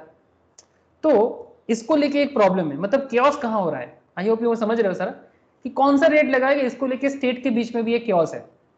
So nobody likes to see and it is safe to say states will squabble over this because they are looking out for their own interest. हर एक स्टेट सिर्फ अपना समझता है, उसको देश का नहीं समझ में आता। कंट्री वाइज कोई भी स्टेट नहीं समझना चाहता, सब स्टेट अपना अपना दिखता है, बिकॉज सभी स्टेट्स का जो लोकल पॉलिटिशियंस होते हैं ना सर, वो सब लोकल पॉलिटिशियंस है, सेंट्रल के साथ कोई मैचअप नहीं करना चाहता मैक्सिमम केस में। बहुत कम कुछ स्टेट्स हैं जहां पर, जैसे अभी सेंट्रल में बीजेपी है, अभी सेंट्रल में बीजेपी है, ऐसे बहुत ही कम स्टेट है जहां पर बीजेपी है। मैक्सिमम जगह में आपको वहां का लोकल पार्टी दिखेगा, जैसे वेस्ट बंगाल में टीएमसी है ना, ऐसे आपको आप साउथ में चले जाओ वहां का लोकल पार्टी दिखेगा। तो एग्जैक्टली अब एडजस्ट करने के लिए मेंटेलिटी भी मैच होना चाहिए ना, मेंटेलिटी मैच नहीं होता है। तो इसीलिए मेरा एक पर्सनल मानना है कि 5 साल के लिए कोई गवर्नमेंट आए, सभी स्टेट में सेम पार्टी रहे, ये मेरा मानना है। कभी मुझे लगता है, हमेशा नहीं, कभी मुझे लगता है जब कोई डिसीजंस लेने में इतना टाइम लगता है ना, तब मुझे लगता है कि पूरा देश में एक ही पार्टी रहे तो अच्छा है। 5 साल रहेगा फिर दूसरा पार्टी आ जाए। इट्स लाइक मैं कहना चाहता हूँ यूएस जैसा, शायद थोड़ा केओस कम हो जाए। अब इसको लेके कंट्रोवर्सी होगा, सर ये आपने सही नहीं बोला, यस सर, बहुत सारा ओपिनियन आएगा सर, बट मेरे को कभी ऐसा लगता है। Okay, secondly, if the center is going to implement this program, how are they going to share GST revenues? अब पॉइंट ये है कि अब सेंटर जीएसटी रेवेन्यू को शेयर कैसे करेगा विद द स्टेट्स। मतलब ये तो आईजीएसटी लग जाएगा ना, तो आईजीएसटी लगेगा तो फिर सेंटर को जीएसटी शेयर, मतलब जीएसटी का रेवेन्यू शेयर भी करना है, तो वो क्या परसेंटेज होगा। If they were to affect state financial prospect, because उसमें क्या होगा, बिकॉज अगर मानो कि 28% भी लगता है, अगर 14% स्टेट लेता है और बाकी 14% सेंट्रल स्टेट को देता है, सेंट्रल 14% रखता है। करेंटली स्टेट गवर्नमेंट मैंने आपको दिखाया एवरेज लेवल पे स्टेट गवर्नमेंट, आपने महाराष्ट्र का रेट देखा और मैंने आपको यहाँ पर ये भी मोस्ट प्रोबेबली महाराष्ट्र या कर्नाटका का ही रेट था, कहाँ चला गया सर, 30% वैट लगाते हैं, आपने देखा अभी मैंने ये आपको दिखा रहा था कि स्टेट का वैट एवरेज 30% लगता है। तो जहां पर किसी को 30% मिल जाता है वो 14% में मानेगा सर 1 लीटर पेट्रोल पे? हाँ, बात कुछ समझ में आ रहा है? अगर सेंट्रल 50%, ऑब्वियसली सेंट्रल भी कुछ रखेगा ना, वो भी तो लॉस नहीं करना चाहेगा। कुछ बात समझ में आ रहा है? हेलो, कि ये पॉइंट आपको समझ में आया कि सेंट्रल स्टेट को जब जीएसटी का कलेक्शन का पार्ट जमा करेगा, अगर बाई चांस 28% जीएसटी आ जाए पेट्रोल के अंदर, तो फिर अगर 14% सेंट्रल लगता है तो 14% स्टेट को देना पड़ेगा। तो स्टेट को जब 14% देना पड़ेगा फिर भी स्टेट को लॉस है, सेंट्रल को भी लॉस है। अब यहाँ पर दोनों को प्रॉब्लम है, तब शायद कंपेंसेशन सेस उठ जाएगा, क्योंकि सेंट्रल बोलेगा फिर कंपेंसेशन सेस मुझे हटाना पड़ेगा। सेंट्रल तो मान जाएगा पर स्टेट का रेवेन्यू, उसको जितना मिलता था उसको उससे कम मिलेगा, स्टेट तो मानने के लिए रेडी नहीं है। स्टेट सेंट्रल साइड ये बोलेगा मैं कंपेंसेशन सेस जो देता हूं वो देना बंद कर दूंगा, लेकिन स्टेट वो तो रेवेन्यू लॉस करने के लिए रेडी नहीं रहेगा। आपको क्या लगता है सर? मेरे को तो लगता है काउंसिल के मीटिंग में ही सब बात हुआ होगा, आप लोग चेक कर सकते हो, जीएसटी काउंसिल का मीटिंग का रिपोर्ट मिल जाता है, just visit GST council website. मैं अभी आपको कुछ देर पहले भी दिखा रहा था। अब हर एक मीटिंग में क्या डिसीजंस होता है उसका सारा डिटेल्स मिलता रहता है, ये देखो एजेंडा, डिसीजंस, मिनट्स, आदर सब कुछ मिलेगा, अब जाके चेक कर सकते हो कि किस मीटिंग में क्या डिसीजंस लिया जाता है। तो now so the center will have to dangle a juicy carrot the same way they did back in 2017। तो फिर से सेंट्रल एक जूसी कैरेट सामने रखता है स्टेट का। however it can't be any ordinary carrot, it probably has to be the juiciest carrot on planet earth। मतलब ऐसा कुछ रखना पड़ेगा जिसमें स्टेट राजी हो जाए, जैसे कि कॉम्पेंसेशन सेस का कैरेट एक था। कैरेट मतलब समझ रहे हो ना, अरे गाधा डोंकी के सामने क्या करते हैं, कैरेट लगा देते हैं तो डोंकी भागता रहता है। तो वैसे ही सेंट्रल को कुछ ऐसा सोचना पड़ेगा ताकि स्टेट मान जाए, ठीक है। तो अब देखना पड़ता है कि स्टेट क्या मानेगा। तो because in 2020 the centre backtracked on its original promise to compensate states 14% after Covid made landfall. अब कोविड पीरियड में देश का जीडीपी का हालत कहां था, उसमें 14% का जीडीपी ग्रोथ। अब समझ रहे हो सर सेंट्रल का दिमाग कहां आ जाएगा? मोदी जी तो पागल ही हो जाना चाहिए। हाँ, कोविड सिचुएशंस में 14% जीडीपी ग्रोथ स्टेट वाइज, जहां पर maximum state single digit GDP में चलता है, कुछ स्टेट्स है जहां पर डबल डिजिट ग्रोथ होता है, जिसमें से आपको मैं कुछ स्टेट एग्जांपल के तौर पे दे सकता हूं। इंडिया का कुछ बेस्ट स्टेट जहां पर बिजनेस टॉप लेवल में होता है, जिसमें से एक का रहेगा आपका महाराष्ट्र, तमिलनाडु तो है ही। महाराष्ट्र, आप ही लोग बताओ सर क्या क्या हो सकता है? एक हो गया महाराष्ट्र तमिलनाडु, एक हो गया महाराष्ट्र, एक हो गया गुजरात, एक हो गया वेस्ट बंगाल, ठीक है, एक हो गया आपका कर्नाटका, ठीक है, एक हो जाता है आपका उत्तर प्रदेश, ठीक है, मध्य प्रदेश भी थोड़ा बहुत आ जाएगा। ये कुछ स्टेट्स है जहां पर डबल डिजिट ग्रोथ देखने को मिल सकता है। मध्य प्रदेश में भी थोड़ा डाउट है, बट बाकी वेस्ट बंगाल, तमिलनाडु, कर्नाटका, गुजरात, महाराष्ट्र, ये कुछ स्टेट है जहां पर डबल डिजिट ग्रोथ रहता है। अब ये 5-7 स्टेट्स ही है जहां पर डबल डिजिट है, बाकी सब स्टेट में सिंगल डिजिट। अब कैसे होगा? अब स्टेट का जीडीपी ग्रोथ ऐसे भी बहुत अच्छा नहीं है, तो सेंट्रल तो कंपेंसेशन सेस देना पड़ता है उसको, इसलिए तभी तो वो माना था पहले। अब पॉइंट यही है, ये कंपेंसेशन जो है वो क्या होगा, उसका एक पॉइंट सेंट्रल के पास है। तो अभी उसके अंदर आ गया Covid, so states are going to be extra skeptical about exaggerated claims and lofty projection in this time around, and if you put together the piece you can see the writing on the wall to include fuel under the ambit of GST would require a Herculean effort, है ना sir? आपको नहीं लगता Herculean effort चाहिए? तभी तो इस bar council meeting में नहीं हो पाया। मल्टीपल स्टेक होल्डर्स, कितना सारा स्टेक होल्डर्स है, सेंट्रल गवर्नमेंट, इतना सारा states within the government, government के अंदर ही इतना सारा स्टेक होल्डर्स, मतलब share holder basically. Is it possible to do this? बड़ा सवाल है सर आप लोगों के सामने। ये केस स्टडीज करने के बाद आपको क्या फीलिंग आ रहा है? Is it possible to do this? हाँ sir, maybe, will it happen soon, perhaps not. मुझे तो नहीं लगता जल्दी होगा, होगा शायद, होगा कभी ना कभी। बोलो सर, कुछ समझ में आया कि नहीं? हेलो, कंपेंसेशन सेस की कहानी भी समझ में आया होगा। और जो सबसे बड़ा सवाल था, yes sir, why is not fuel under GST. मन में सवाल चलता है आप लोगों का, घर में भी लोगों को चलता है, माँ पापा को समझाया करो। हाँ, माँ पापा को भी पता होगा, उनको लगता है कि पॉलिटिक्स चलता है, जानबूझ के बढ़ा देता है ना सर। पेरेंट्स क्या बोलते हैं, हाँ, वो लोगों को लगता है मोदी जानबूझ के दाम बढ़ा रहा है, कोई बोलता है दीदी जानबूझ के दाम घटा रहा है। हाँ, अरे बात मोदी दीदी का सिर्फ नहीं है, it's a big picture. Modi दीदी तो है मोदी है, दीदी है, योगी है, सब कोई है, everybody is there, but it's a big picture sir. Financial matter है, बहुत बड़ा मैटर होता है। इतना बड़ा देश को चलाना कोई नॉर्मल बात नहीं है। हाँ सर, समझ सकते हो। कोविड जैसे सिचुएशंस में आप एक बार फील करो कभी, कोविड जैसे सिचुएशंस में इंडिया जैसा कंट्री को बैठे बैठे खाना खिलाना कोई आसान बात लगता है क्या सर? हाँ, कोविड सिचुएशंस में इंडिया जैसे कंट्री को बैठे बैठे खाना खिलाना, फूड सप्लाई करना गवर्नमेंट के थ्रू से, पूरा का पूरा प्रेशर सेंट्रल के पास ही तो है, सबको खाना देना है। सर यूएस में भी कोविड हुआ है, उनका पॉपुलेशन है 30 करोड़ का। इंडिया में भी कोविड हुआ है, इसका पॉपुलेशन है 135 करोड़ का। आप कुछ समझ सकते हो क्या?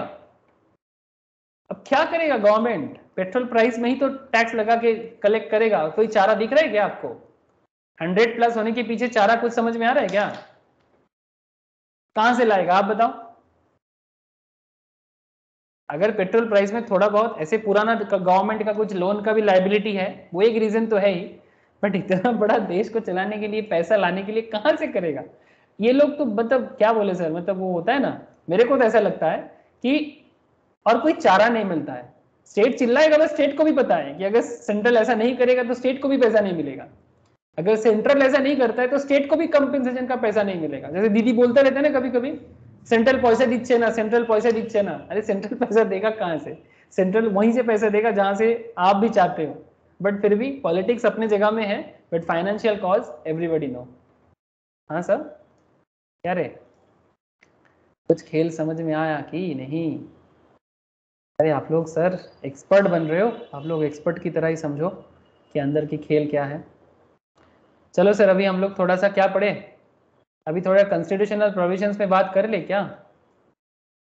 हाँ सर, आप लोगों का आवाज मुझे एकदम नहीं आ रहा है। हाँ ना, कुछ तो बोलो। हाँ सर। ओके नंदिनी, प्रिया थोड़ा लेट ज्वाइन किया आपने, बाद मतलब जो स्टार्टिंग वाला है एक बार देख लेना प्रिया, मैंने पूरा का पूरा हाँ सर। क्यों फ्यूएल जीएसटी के अंदर नहीं आता है, इसके पीछे पूरा का पूरा डिटेल्स डिस्कशंस कर लिया। अब एक बार प्लीज बाद में देख लीजिएगा, ठीक है? चलो अभी आगे देखो कि क्या है कॉन्स्टिट्यूशनल प्रोविजंस। ठीक है, कॉन्स्टिट्यूशनल प्रोविजंस में क्या पढ़ेंगे सर? इसमें हम लोग ये बात करेंगे कि हमारे देश में जो कॉन्स्टिट्यूशंस है वो किस हिसाब से चलता है। ऐसे ये सीएस में जूरिस्प्रूडेंस के पेपर में कॉन्स्टिट्यूशंस का एक अलग ही डिटेल्स पढ़ाया जाता है, मैं उतना डिटेल्स में अभी नहीं जाऊंगा। मैं फिलहाल आपको जीएसटी रिलेटेड कुछ पॉइंट है जो बताऊंगा, बट बिफोर दैट कुछ बेसिक कॉन्स्टिट्यूशनल मैटर जो आपसे एक बार डिस्कस कर लेता हूँ। अच्छा रहेगा आप सभी के लिए कि बेसिक कॉन्स्टिट्यूशंस का नॉलेज आप सबको होना चाहिए। तो constitutional provisions, India has a 3-tier federal structure. India में 3 तरह का फेडरल स्ट्रक्चर चलता है। 3 tier मतलब 3 स्टेज में चलता है सर। एक होता है आपका यूनियन गवर्नमेंट, एक होता है स्टेट गवर्नमेंट और एक होता है लोकल गवर्नमेंट। ठीक है, मैं आपको समझाता हूँ। The power to levy taxes and duties is distributed among the 3 tiers of government। मतलब ये जो टैक्स लगा जाता है ना, चाहे जीएसटी हो, जो भी हो, टैक्सेस जो भी है, चाहे डायरेक्ट टैक्स हो, इनडायरेक्ट टैक्सेस हो, ये दोनों टैक्स लगाने का जो पावर या अथॉरिटी है ये तीनों टीयर पे है। मतलब 3 tier है, union government, central government, sorry state government and local government, तीनों के पास ही पावर दिया जाता है in accordance with the provision of Indian constitution, as per constitution के प्रोविजन के हिसाब से। The Constitution of India is supreme law of India, ये तो आप लोग जानते ही हो। It consists of a preamble, 25 parts containing 448 articles and 12 schedules। ये कॉन्स्टिट्यूशन का बात कर रहा हूँ, जिसमें प्रीएम्बल है मतलब इंट्रोडक्शन बेसिकली, 25 पार्ट है इसके अंदर, 448 448 आर्टिकल्स है इसके अंदर, और 12 शेड्यूल मतलब लिस्ट या तालिका बोल सकते हो, 12 लिस्ट है, जिसमें से ये जीएसटी एक है, ठीक है, इनकम टैक्स एक है, ठीक है। तो अभी आपको धीरे धीरे मैं उधर लेके जाऊंगा। तो पॉइंट है सर, हम लोग टैक्स पढ़ रहे हैं, तो power to levy and collect taxes, मतलब ये जो टैक्स के बारे में हम लोग इतना बात करते हैं, power to levy and collect taxes whether direct और indirect emerge from the constitution of India. तो ये संविधान में बोला हुआ है, चाहे भारत सरकार हो, मतलब सेंट्रल गवर्नमेंट हो, या स्टेट गवर्नमेंट या लोकल बॉडी, जो आपसे टैक्स कलेक्ट करता है वो एज पर कॉन्स्टिट्यूशन होना बहुत जरूरी है। In case any tax law, B it an act, rule और नोटिफिकेशन और ऑर्डर, चाहे वो कोई एक्ट हो, कोई रूल हो, कोई नोटिफिकेशन हो, या फिर कोई ऑर्डर हो, ठीक है। स्पेशल ऑर्डर आता है सर, कई बार एक्ट पास नहीं हो सकता, बट इमरजेंसी में ऑर्डर भी पास किया जाता है। तो अगर कोई ऑर्डर के थ्रू से किसी भी तरह का टैक्स आ रहा है, नॉट इफ, अगर वो मतलब not in conformity with the constitutions, अगर वो कॉन्स्टिट्यूशंस के साथ नहीं है, मतलब अगर आपसे टैक्स कलेक्ट किया जा रहा है, बट उसके लिए ना तो गवर्नमेंट ने कोई एक्ट पास किया, ना ही कोई रूल पास किया, ना ही कोई नोटिफिकेशन जारी किया, और ना ही कोई क्या बोलते हैं उसको, ऑर्डर पास किया, ठीक है। तो फिर क्या हो जाएगा सर, अगर वो कॉन्स्टिट्यूशन के हिसाब से नहीं हुआ है तो it is called ultra vires. Ultra vires मतलब कॉन्स्टिट्यूशन के अगेंस्ट में जाके आप कुछ नहीं कर सकते, एंड वो इलीगल हो जाएगा एंड वॉइड हो जाएगा। अल्ट्रा वायरस का मतलब यही होता है सर, अल्ट्रा वायरस का मतलब ये होता है, ये वायरस मतलब VIRES, ठीक है, मतलब जो बोला हुआ है आपको वही करना पड़ेगा, आप उसके ऊपर जाके या उसके अगेंस्ट में जाके कुछ नहीं कर सकते। सिंपल, ये अल्ट्रा वायरस के पॉइंट जो है सर कंपनी लॉ में भी पढ़ते हैं, है ना। सोलोमन वर्सेस सोलोमन का केस एक था, नहीं सॉरी, ये एशबरी रेलवे कैरेज कंपनी, याद है किसी को कंपनी लॉ के class, Ashbery and railway carriage corporation, वहां पर ये अल्ट्रा वायरस के बारे में बात हुआ था। अगर कोई जो लोग कंपनी लॉ का वो वाला क्लास किए हो शायद उनको याद होगा।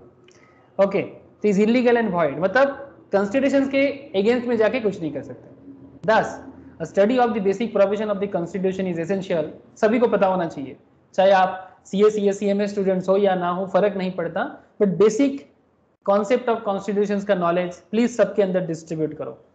Understanding the genesis of the various taxes being imposed in India, तो क्या क्या रह गया कॉन्स्टिट्यूशन के अंदर, प्रीएम्बल 25 पार्ट्स जिसमें है 448 आर्टिकल्स एंड है आपका 12 शेड्यूल, याद रखिएगा sir.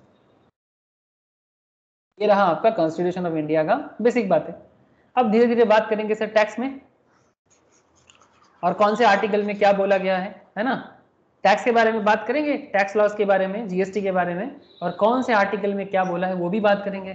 The significant provision of constitutions relating to taxations are article 265, ध्यान से सुनिएगा सर, प्लीज प्लीज ध्यान से सुनिए, बहुत इंटरेस्टिंग है और इंपॉर्टेंट भी है। Article 265 of the constitution of India prohibits arbitrary collection of tax. It states that, क्या कहता है, no tax shall be levied और collected except by authority of law. जब तक लॉ आपको कलेक्ट करने के लिए परमिशन नहीं देता तब तक आप कोई टैक्स कलेक्ट नहीं कर सकते। The term authority of law means that tax proposed to be levied must be within the legislative competency, मतलब आइन के हिसाब से होना चाहिए, of the legislature imposing the tax, चाहे स्टेट लेजिस्लेचर हो, सेंट्रल लेजिस्लेचर हो, लेजिस्लेटिव के हिसाब से होना चाहिए, ठीक है, आर्बिट्रेरली कुछ भी नहीं कर सकते, ठीक है। ये आर्टिकल 265 में एकदम क्लियर कट बोला हुआ है sir, article 265 of the constitution of India. Article 245 में बोला गया है sir, part 11 of the constitution deals with relationship between the union and states, जहां पर सेंट्रल के साथ स्टेट के रिलेशनशिप के बारे में कहा गया, और क्या कहा, the power for enacting the laws is conferred on the parliament and on the legislature of a state by article 245 of the constitution. The said article provides as under. आगे देखते हैं सब, सब्जेक्ट टू द प्रोविजंस, एक second थोड़ा rough होना चाहिए, subject to the provision of the constitutions, parliament may make laws for the whole or any part of the country। आप समझ रहे हो sir, as per the provisions parliament पूरा country के लिए भी लॉ बना सकता है, किसी पार्ट के लिए भी लॉ बना सकता है। ये पावर किसके पास है सर, न्यू दिल्ली के पास। न्यू दिल्ली कौन है, सेंट्रल गवर्नमेंट, ओके। पूरा कंट्री के लिए भी लॉ हो सकता है, किसी पार्ट के लिए भी लॉ हो सकता है, मतलब अगर बोले कि इसके लिए मैं स्पेशल लॉ बनाऊंगा, बना दिया था ना सर, कौन सा लॉ था, 370, इस एरिया के लिए स्पेशली बना हुआ था। तो ये पावर है सेंट्रल के पास कि किसी के लिए स्पेशल, किसी के लिए थोड़ा कम स्पेशल, ये पावर सेंट्रल गवर्नमेंट के पास है, ठीक है। तो बेसिकली ये वाला बात कहाँ कहता है, किस पॉइंट में कहता है सर, 245 में, subject to the provision of this constitution parliament may make laws for the whole और any part of the territory of India and the legislature of a state may make laws for the whole और any part of the state. मतलब कोई particular state पूरा state के लिए भी law बना सकता है और स्टेट का किसी पर्टिकुलर पार्ट के लिए भी लॉ बना सकता है। No law made by the parliament shall be deemed to be invalid on the ground that it would have extra territorial operations। मतलब एक्स्ट्रा टेरिटोरियल ऑपरेशंस के लिए पार्लियामेंट मतलब कोई इस तरह का लॉ नहीं बना सकते। No law made by the parliament shall be deemed, ऐसा नहीं माना जाएगा, to be invalid on the ground that it would have extra territorial operations. मतलब कोई टेरिटरी अपने अंदर लेना चाहता है, इस तरह का कोई पॉइंट यहाँ पर वैलिड नहीं होता। आर्टिकल 246 में बात करते हैं sir, it gives the respective authority to union and state government for levying taxes. बहुत इंपॉर्टेंट है बिकॉज टैक्स का बात कर रहे हैं ना sir. Article 246 union and state को टैक्स लगाने के बारे में पावर देता है ये article. Whereas parliament may make laws, parliament law बनाते हैं होल ऑफ इंडिया और any part of the territory of India, the state legislatures में make laws for whole of the part of state, ठीक है। ये सेक्शन 246 में कहा गया है, समझ में आ रहा है ना सर। सेक्शन 246 बहुत इंपॉर्टेंट आर्टिकल है हमारे लिए, मतलब बिकॉज टैक्स का बात कर रहे हैं। 7th शेड्यूल्स टू आर्टिकल 246 के 7th शेड्यूल में इंपॉर्टेंट है ये सब बातें। It contains 3 list. आर्टिकल 246 में 7th शेड्यूल में 3 लिस्ट के बारे में कहा गया है, which enumerate the matters under which the union and state governments have the authority to make laws। क्या क्या लॉ है? 3 लिस्ट है, लिस्ट 1, लिस्ट 2, लिस्ट 3। कहां पर है? आर्टिकल 246 7th शेड्यूल के अंदर।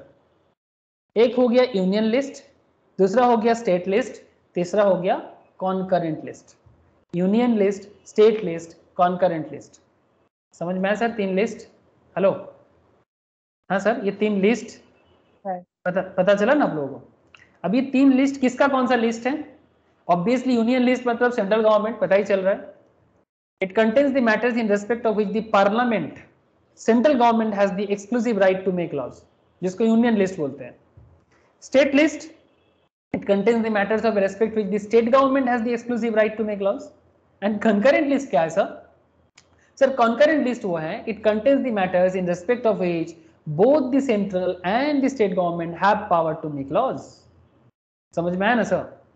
आगे सुनो सर, याद रखिएगा 3 list, union, state, concurrent. Okay, section article 246 schedule कौन सा है? जल्दी बोलो, आर्टिकल 246 शेड्यूल क्या है? 7। Thank you sir. Entry 82 to 91 of the list 1, मतलब यूनियन लिस्ट का बात कर रहे हैं। Enumerate the subject where the central government has power to levy taxes. Entry 82 में स्टार्ट होता है, 91 तक चलता है, जिसमें टैक्स के बारे में कहा गया है। एंट्री 45 से लेकर 63 of list 2 that is state tax, enumerate the subject where the state government have the power to levy taxes. समझ में आया सर? याद रखिएगा 82 से 91 यूनियन लिस्ट का, जहां पर पावर टैक्स लेवी के बारे में बोला है। एंट्री 45 से लेकर 63 लिस्ट 2 मतलब स्टेट टैक्स में, स्टेट लिस्ट में बोला गया है टैक्स के बारे में, टैक्स लगाने के बारे में। whereas the state government have the power to levy taxes। parliament has further power to make any law। Parliament के पास स्पेशल पावर है to make any law for any part of India। ये तो आप लोग जानते हो, पार्लियामेंट के पास हमेशा स्पेशल पावर होता है, वो कभी भी किसी के भी ऊपर स्पेशल एक्ट बना सकता है, स्पेशल रूल्स बना सकता है। ये पावर पार्लियामेंट के पास हमेशा होता है। Parliament has further power to make any law for any part of India not comprised in a state even if such matter is included in the state list। अगर वो स्टेट लिस्ट में रहे ना रहे फिर भी वो बना सकता है। Income tax is levied by virtue of entry 82। याद रखिएगा, हाँ सर, इनकम टैक्स क्लास में भी बात किए थे हम लोगों ने, यहाँ पर फिर से बात करनी है बिकॉज थोड़ा कॉन्स्टिट्यूशन का बात चल रहा है तो इनकम टैक्स भी बोल दिया एक बार। Entry 82 taxes of income other than agricultural income. Agriculture income नहीं है इसके अंदर। एग्रीकल्चर इनकम जो हम लोग अभी इनकम टैक्स क्लास में डिस्कस भी कर रहे हैं एग्रीकल्चर के बारे में, एग्रीकल्चर इनकम छोड़ के जो नॉर्मल इनकम टैक्स है वो entry 82। And customs duty entry 83। Custom duty जो है सर, जो बेसिकली एक्सपोर्ट इंपोर्ट पे लगता है, जो इनडायरेक्ट टैक्स है, वो entry 83। Duties of customs including export duties of the union list. Okay, याद रखिएगा सर, इंपॉर्टेंट पॉइंट्स है सभी। Power to levy goods and service tax, ऐसे अगर आप लोग मन लगा के सुन रहे हो ना, ये सब बातें याद रह जाएगा। अगर मन लगा के क्लास सुन रहे हो तो याद रह जाएगा, जब भी आपके सामने आएगा ना ये सब चीजें आपको ऐसे ही याद आ जाएगा, इसीलिए मन लगा के सुन लिया करो।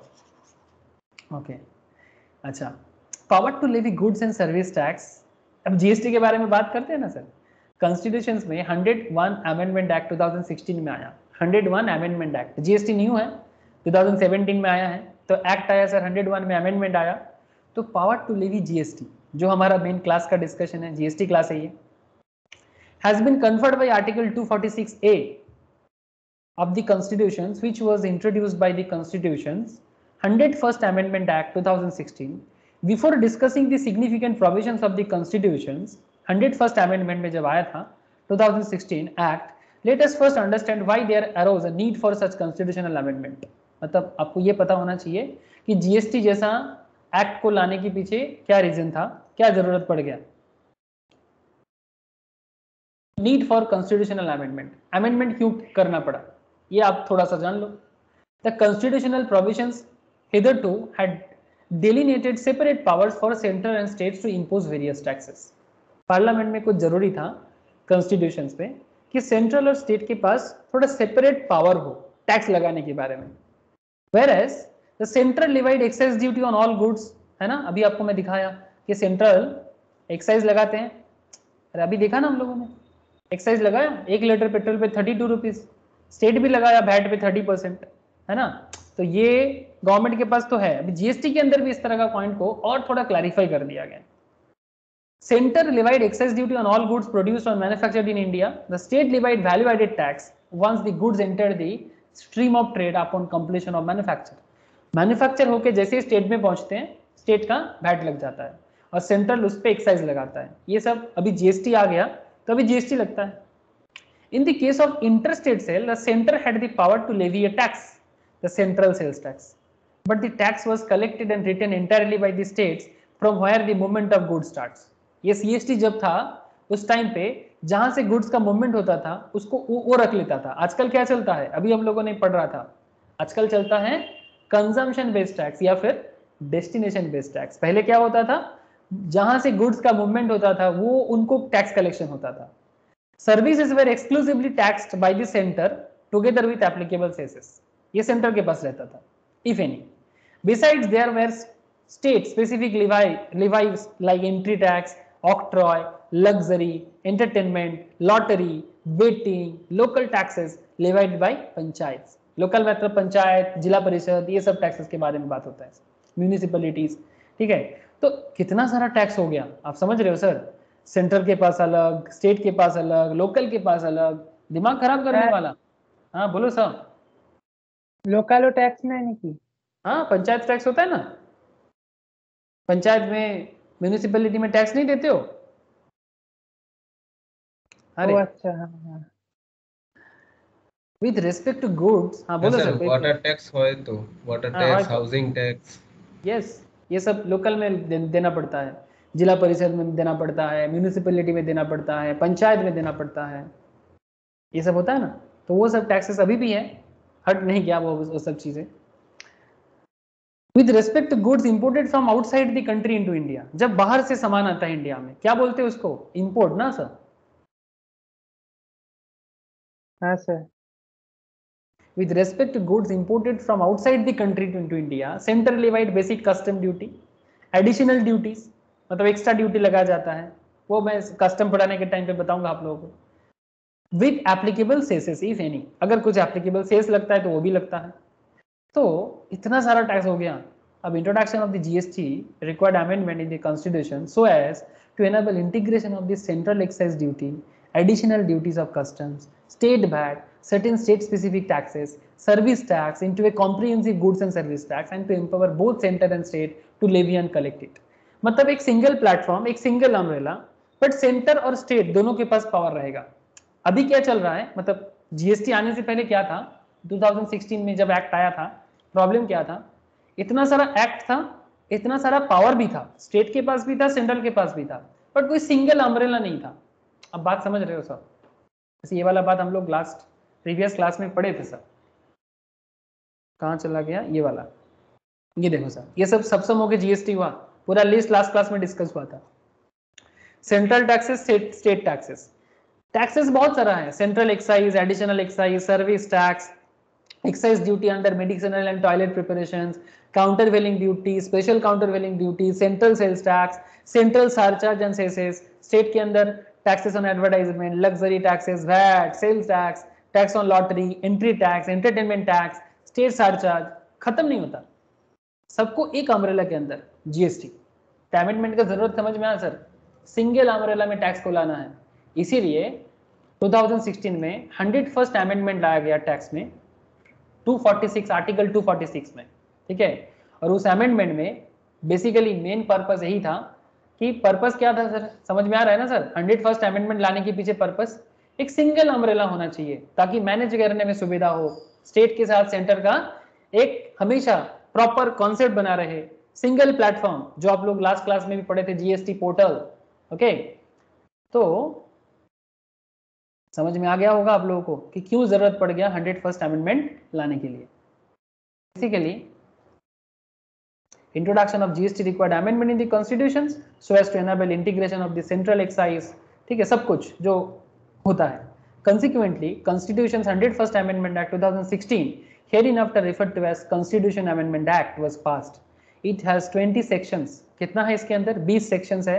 Newly inserted Article 279 है, empowering प्रेसिडेंट के पास एक पावर आता है टू कंस्टिट्यूट जीएसटी काउंसिल। बात कुछ समझ में आ रहा है सर? जीएसटी तो ला गया 246A में, हाँ, लेकिन 279A में एक पावर भी मिला, किसको? प्रेसिडेंट को, president of India, to constitute GST council, जिसके बारे में नोटिफिकेशन कब आया था? 12 सितंबर 2016 को। Remaining provisions were notified with effect from 16 सितंबर 2016 को। तो जब ये जीएसटी काउंसिल मीटिंग में बैठते हैं, ये वाला सर जीएसटी काउंसिल देख रहे हैं सर, ये रहा आपका जीएसटी काउंसिल, ठीक है, जिसका चेयरमैन होते हैं नॉर्मली फाइनेंस मिनिस्टर। मैं डिटेल चर्चा भी करूंगा आपसे, ठीक है। इसके इस नोट्स के अंदर सारा का सारा डिटेल्स बोला हुआ है कि जीएसटी काउंसिल का किस तरह से मैनेजमेंट होता है, आपको जानना चाहिए। ये 45th मीटिंग हुआ, अब दिख रहे हो, अब इसका डिटेल्स आपको मिल जाएगा। जीएसटी काउंसिल के मीटिंग मतलब साइट में आओ, आपको डिटेल्स पता चल जाएगा, ठीक है। कि तो इसके बारे में सेक्शन 279 में, sorry article 279A, article 279A, इसके अंदर प्रेसिडेंट कंस्टिट्यूट किया जीएसटी काउंसिल, जो 12 सितंबर 2016 से स्टार्ट हुआ, और बाकी प्रोविजंस 16 सितंबर से चालू हुआ। तो क्या आप लोगों को समझ में आ रहा है सर, क्यों एक्ट आता है, क्यों प्रोविजंस बिल्ड होता है? जरूरत पड़ता है कंट्री को, ऐसे ही थोड़ी ना लॉ बन जाए, ऐसे ही थोड़ी ना एक्ट बन जाए, सबके पीछे रीजन होता है, सब चीज के पीछे रीजन होता है, बैकग्राउंड होता है, स्टोरी होता है, कंट्री का जरूरत भी होता है, तभी आता है sir. Sufficient provisions of Constitution 101st Amendment, significant amendment made by Constitution Amendment, Article 246A, power to make laws with respect to goods and service tax, most important part. Newly inserted Article 246A, जिसमें GST लाया गया, notwithstanding anything contained in Article 246 and 254, Parliament and subject to Clause 2 of the legislature of every state have the power to make laws with respect to goods and service tax imposed by the union or such state. मतलब GST लगाने का power state के पास भी आ गया है 246A के तहत। Parliament के पास एक एक्सक्लूसिव पावर रखा गया to make laws with respect to goods and service tax where the supply of goods और सर्विस और both takes place in the course of interstate trade. मतलब जब स्टेट चेंज होता है और इंटरस्टेट कॉमर्स होता है, कॉमर्स मतलब बेसिकली सर्विस, ट्रेड मतलब बाइंग सेलिंग, कॉमर्स मतलब सर्विस। ओके, कॉमर्स वर्ड जो है ना सर सर्विस से जुड़ा हुआ है। तो बात एकदम सिंपल है सर, सेंट्रल गवर्नमेंट का जो पार्लियामेंट का पावर है वो आपका आ गया इंटरस्टेट ट्रेड में, और जो लोकल पावर है वो चला गया आपका स्टेट के पास में, जहां पर दोनों टैक्स लगा सकते हैं। तभी तो हम लोग आईजीएसटी सेंट्रल गवर्नमेंट के पास जाते हैं और एसजीएसटी सीजीएसटी का भी एक अलग रूल बना हुआ है। तो the provision of this article shall in respect of goods and service tax referred in clause 5 of article 279A and take effect from the date recommended by goods and service tax council। अब आगे थोड़ा 246A का details देखना पड़ेगा कि इन्होंने GST के बारे में क्या बोला है। देखो सर, देखो, the article grant power, मतलब article 246A grant power to center and state government to make laws with respect to GST imposed by center or such state. Center has exclusive power to make laws with respect to GST in case of interstate supply of goods and services. However, in respect of following goods, ये तो आप लोगों ने पता ही है ना sir, मैंने पहले भी बोला, ऐसे तो आज पेट्रोल मतलब फ्यूल के ऊपर केस स्टडीज भी हो गया. In respect of following goods, the aforesaid provision shall apply from the date recommended by the GST Council. बोल के रखा है 2016 से, फ्रॉम 2016 सितंबर महीने से बोल के रखा है, ये 2021 का सितंबर महीना चल रहा है. हाँ सर, इत्तेफाक देखो, कोइंसिडेंस, 2016 के सितंबर मंथ में ये लोग डिसीजन लिया था कि ये सब गुड्स को जीएसटी के बाहर मतलब कब लाया जाएगा जीएसटी के अंदर, वो डिक्लेयर करेगा जीएसटी काउंसिल. 2020 के सितंबर आ गया, अभी भी नहीं कर पाया, ऑलमोस्ट 5 इयर्स. क्या क्या है you all know, petroleum crude, high speed diesel, motor spirit commonly known as petrol, natural gas and ATF aviation turbine fuel. Okay, तो ये सब प्रोडक्ट जो है ना सर, इसमें जीएसटी आएगा, काउंसिल ने बोल के रखा है, बट कब आएगा इसका डेट लेटेस्ट मीटिंग में भी डिक्लेयर नहीं कर पाया. लेटेस्ट मीटिंग में भी ये नहीं बोल पाया कि सर आ नहीं पाएगा, ये भी बोला कि नहीं होगा, अभी नहीं होगा, मेरे को लगता है और 5 साल.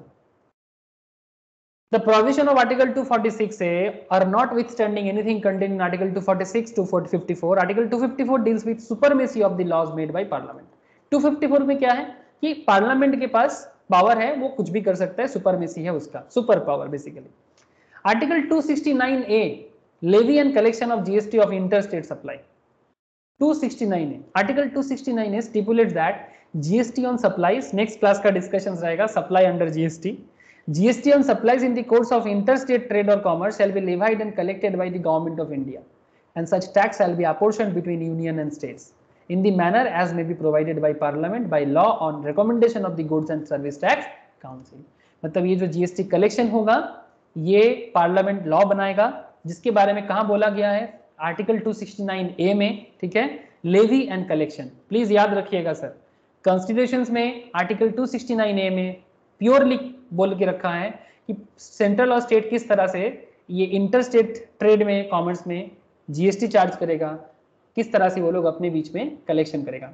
इन addition to above, import of goods और सर्विस, जो गुड्स बाहर से हम लोग इंपोर्ट करके लाते हैं, both into India will also be deemed to supply of goods और service in the course of interstate trade और कॉमर्स. मतलब इंपोर्टिंग जो होता है वो भी इंटरस्टेट के अंदर लाया जाता है, तो उसमें भी जो जीएसटी कलेक्शन होगा वो भी यूनियन और स्टेट के बीच में डिवाइड होगा. तो वो किस तरह से, वो भी आर्टिकल 269A में बोला है. This will give power to central government to levy IGST on the import transactions which were earlier subject to countervailing duty.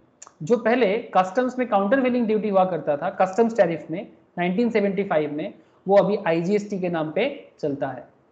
समझ में आ रहा है सर? थोड़ा जानकारी ले लो, कोई बात नहीं.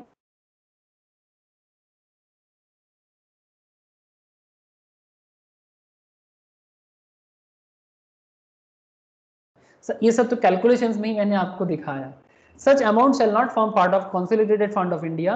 This is to facilitate transfer of funds between the center and the states. ये जो IGST बनाया जाता है ना, ये सेंटर और स्टेट के बीच में जो ट्रांसफर ऑफ फंड्स का खेल चलता है ना, वो IGST को इसको इस पर्पस में यूज किया जाता है, जिसका हिसाब किताब आप लोगों को जब मैं ऑलरेडी एक क्वेश्चन 2 कराया मैं, वहां पर आपको थोड़ा आइडिया जरूर मिल गया कि किस तरह से IGST से फंड ट्रांसफर किया जाता है. बाकी धीरे धीरे जब हम लोग और आगे क्वेश्चंस पढ़ेंगे ना, तो आपको और क्लियर होगा, स्पेशली जब हम लोग इनपुट क्रेडिट पढ़ेंगे तब ज्यादा क्लियर होता है. डेफिनेशंस के बारे में देख लो sir. Definition of goods and service tax, service and state incorporated article 366. Services के बारे में, स्टेट के बारे में, ठीक है, 366 में बोला गया है, आर्टिकल 366, जहां पर गुड्स एंड सर्विस टैक्स क्या है, सर्विस क्या है, स्टेट क्या है, सब बोला गया है. What is goods and service tax? GST पढ़ेंगे, पता होना चाहिए ना. Article 366 subsection 12A, any tax on supply of goods और सर्विस और both except taxes on the supply on the alcoholic liquor, जो स्टेट लगाते हैं उसको छोड़ के, फॉर ह्यूमन कंजम्पशंस वाला. Consequently, GST can be levied on supply of all goods and service except alcoholic liquor for human consumption. ये बोला गया है गुड्स एंड सर्विस टैक्स के अंदर, आर्टिकल 366 सबसेक्शन 12A, जहां पर गुड्स एंड सर्विस टैक्स का डेफिनेशंस में ये बोला गया है, any tax on supply of goods and service और both except taxes on alcoholic liquor for human consumption. याद रखिएगा sir, what is goods and service tax. Basically simple बोला जाए, हाँ बोलो सर. लिक्विड ছাড়াও তো বাকিগুলো তো হয়. আরো তো আছে ওই পেট্রোলিয়াম ওইগুলো। हाँ पेट्रोल वगैरह को जीएसटी के अंदर है सर वो, बट वो मैं आपको अभी 2 मिनट पहले ही तो यही समझा रहा था। पेट्रोल वगैरह जो है ये सब जीएसटी के अंडर में है, ये कोई কিন্তু लोकल স্যার के पास नहीं है। अभी वो लगाया नहीं है सर, अभी एडजस्टमेंट चल रहा है। पावर जीएसटी काउंसिल के हाथ में आ गया है, लेकिन वो एडजस्टमेंट अभी तुम केस स्टडीज में तो वही मैं समझा रहा था कि अभी ये एडजस्टमेंट में चल रहा है। इसी में तो मैं बता रहा था कि why is not fuel under GST, लेकिन अगर आप देखो तो वो जीएसटी के पास ही आ गया है। ये वाला लिस्ट में आप लोगों को मैं समझाया था, अब भूलना नहीं है सर। लुक को ये देखो, विद इन जीएसटी और outside GST, within GST और आउटसाइड जीएसटी क्या बोला है? 5 petroleum product, crude oil, diesel, petrol, natural gas, ATF, GST council to decide the date from which GST will be applicable. That means ये council के पास आ गया है, but वो बोला ना स्टेट को लॉस हो रहा है, जिसके कारण अभी एप्लीकेबल नहीं कर पा रहा है। बात को समझ में आया? इसीलिए डेफिनेशंस के अंदर आप एक बार बोलते हो कि जीएसटी काउंसिल के पास पावर आ गया, तो इसका मतलब डेफिनेशंस में क्या आ जाएगा? ये सब में जीएसटी लगाने का हक आ जाता है, बट अभी एडजस्टमेंट चल रहा है। इसीलिए डेफिनेशंस में बोला गया है कि एक्सेप्ट ह्यूमन कंजम्पशन वाला जो लिकर है ये remain taxes with the states. Okay, tobacco वगैरह तो लोकल बॉडीज के पास, एंटरटेनमेंट लोकल बॉडीज के पास है।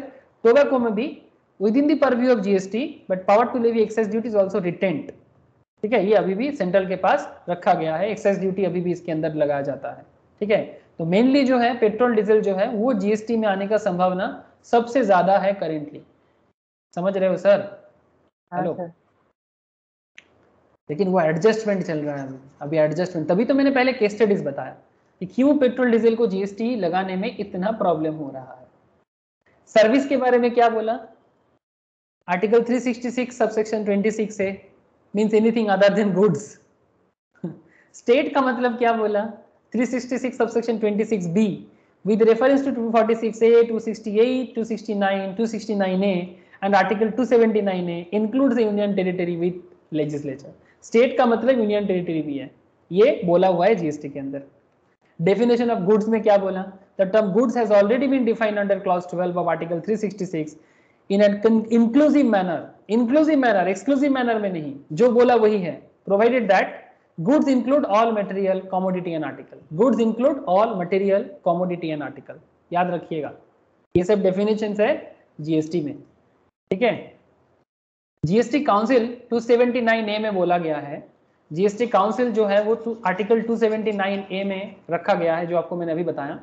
Article 279A of the Constitution empower the President to constitute a joint forum of the center and state, namely Goods and Service Tax Council। ध्यान से सुनना, एक बहुत इंटरेस्टिंग बात करने जा रहा हूं सर। फाइनल पॉइंट होने जा रहा है अभी क्लास का, आपको बहुत इंटरेस्टिंग कुछ बातें समझ में आएगा।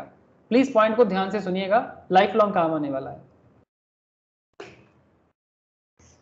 ध्यान से सुनिए sir. The provisions relating to GST council came into force 12th of September 2016। President constitute GST Council on 15 September 2016। First general knowledge GST का। यूनियन फाइनेंस मिनिस्टर कौन है अभी? यूनियन फाइनेंस मिनिस्टर अभी कौन है? जल्दी बोलो। Nirmala Sitharaman. Thank you sir, Nirmala Sitharaman ji. Chairman of the councils and minister in charge of finance and taxation और एनी अदर मिनिस्टर नॉमिनेटेड। मतलब अगर मानो किसी टाइम पे फाइनेंस मिनिस्टर नहीं है तो फिर कौन रहेगा? तब कौन रहेगा? Minister in charge. जैसे हेडमास्टर नहीं रहने से कौन होता है? हेडमास्टर इन चार्ज होता है ना, वैसा ही फाइनेंस एंड टैक्सेशन का जो इंचार्ज में रहेगा जब तक न्यू फाइनेंस मिनिस्टर नहीं मिल जाता। Other minister nominated by each of the states and union territories with legislatures are its members. Besides the union ministers of states in charge of revenue और finance is also its members. Okay, तो कौन कौन GST council का member बन सकता है ये आपको पता होना चाहिए। ठीक है, okay. Next, the function of the council. Council का फंक्शन क्या है? जीएसटी काउंसिल करता क्या है?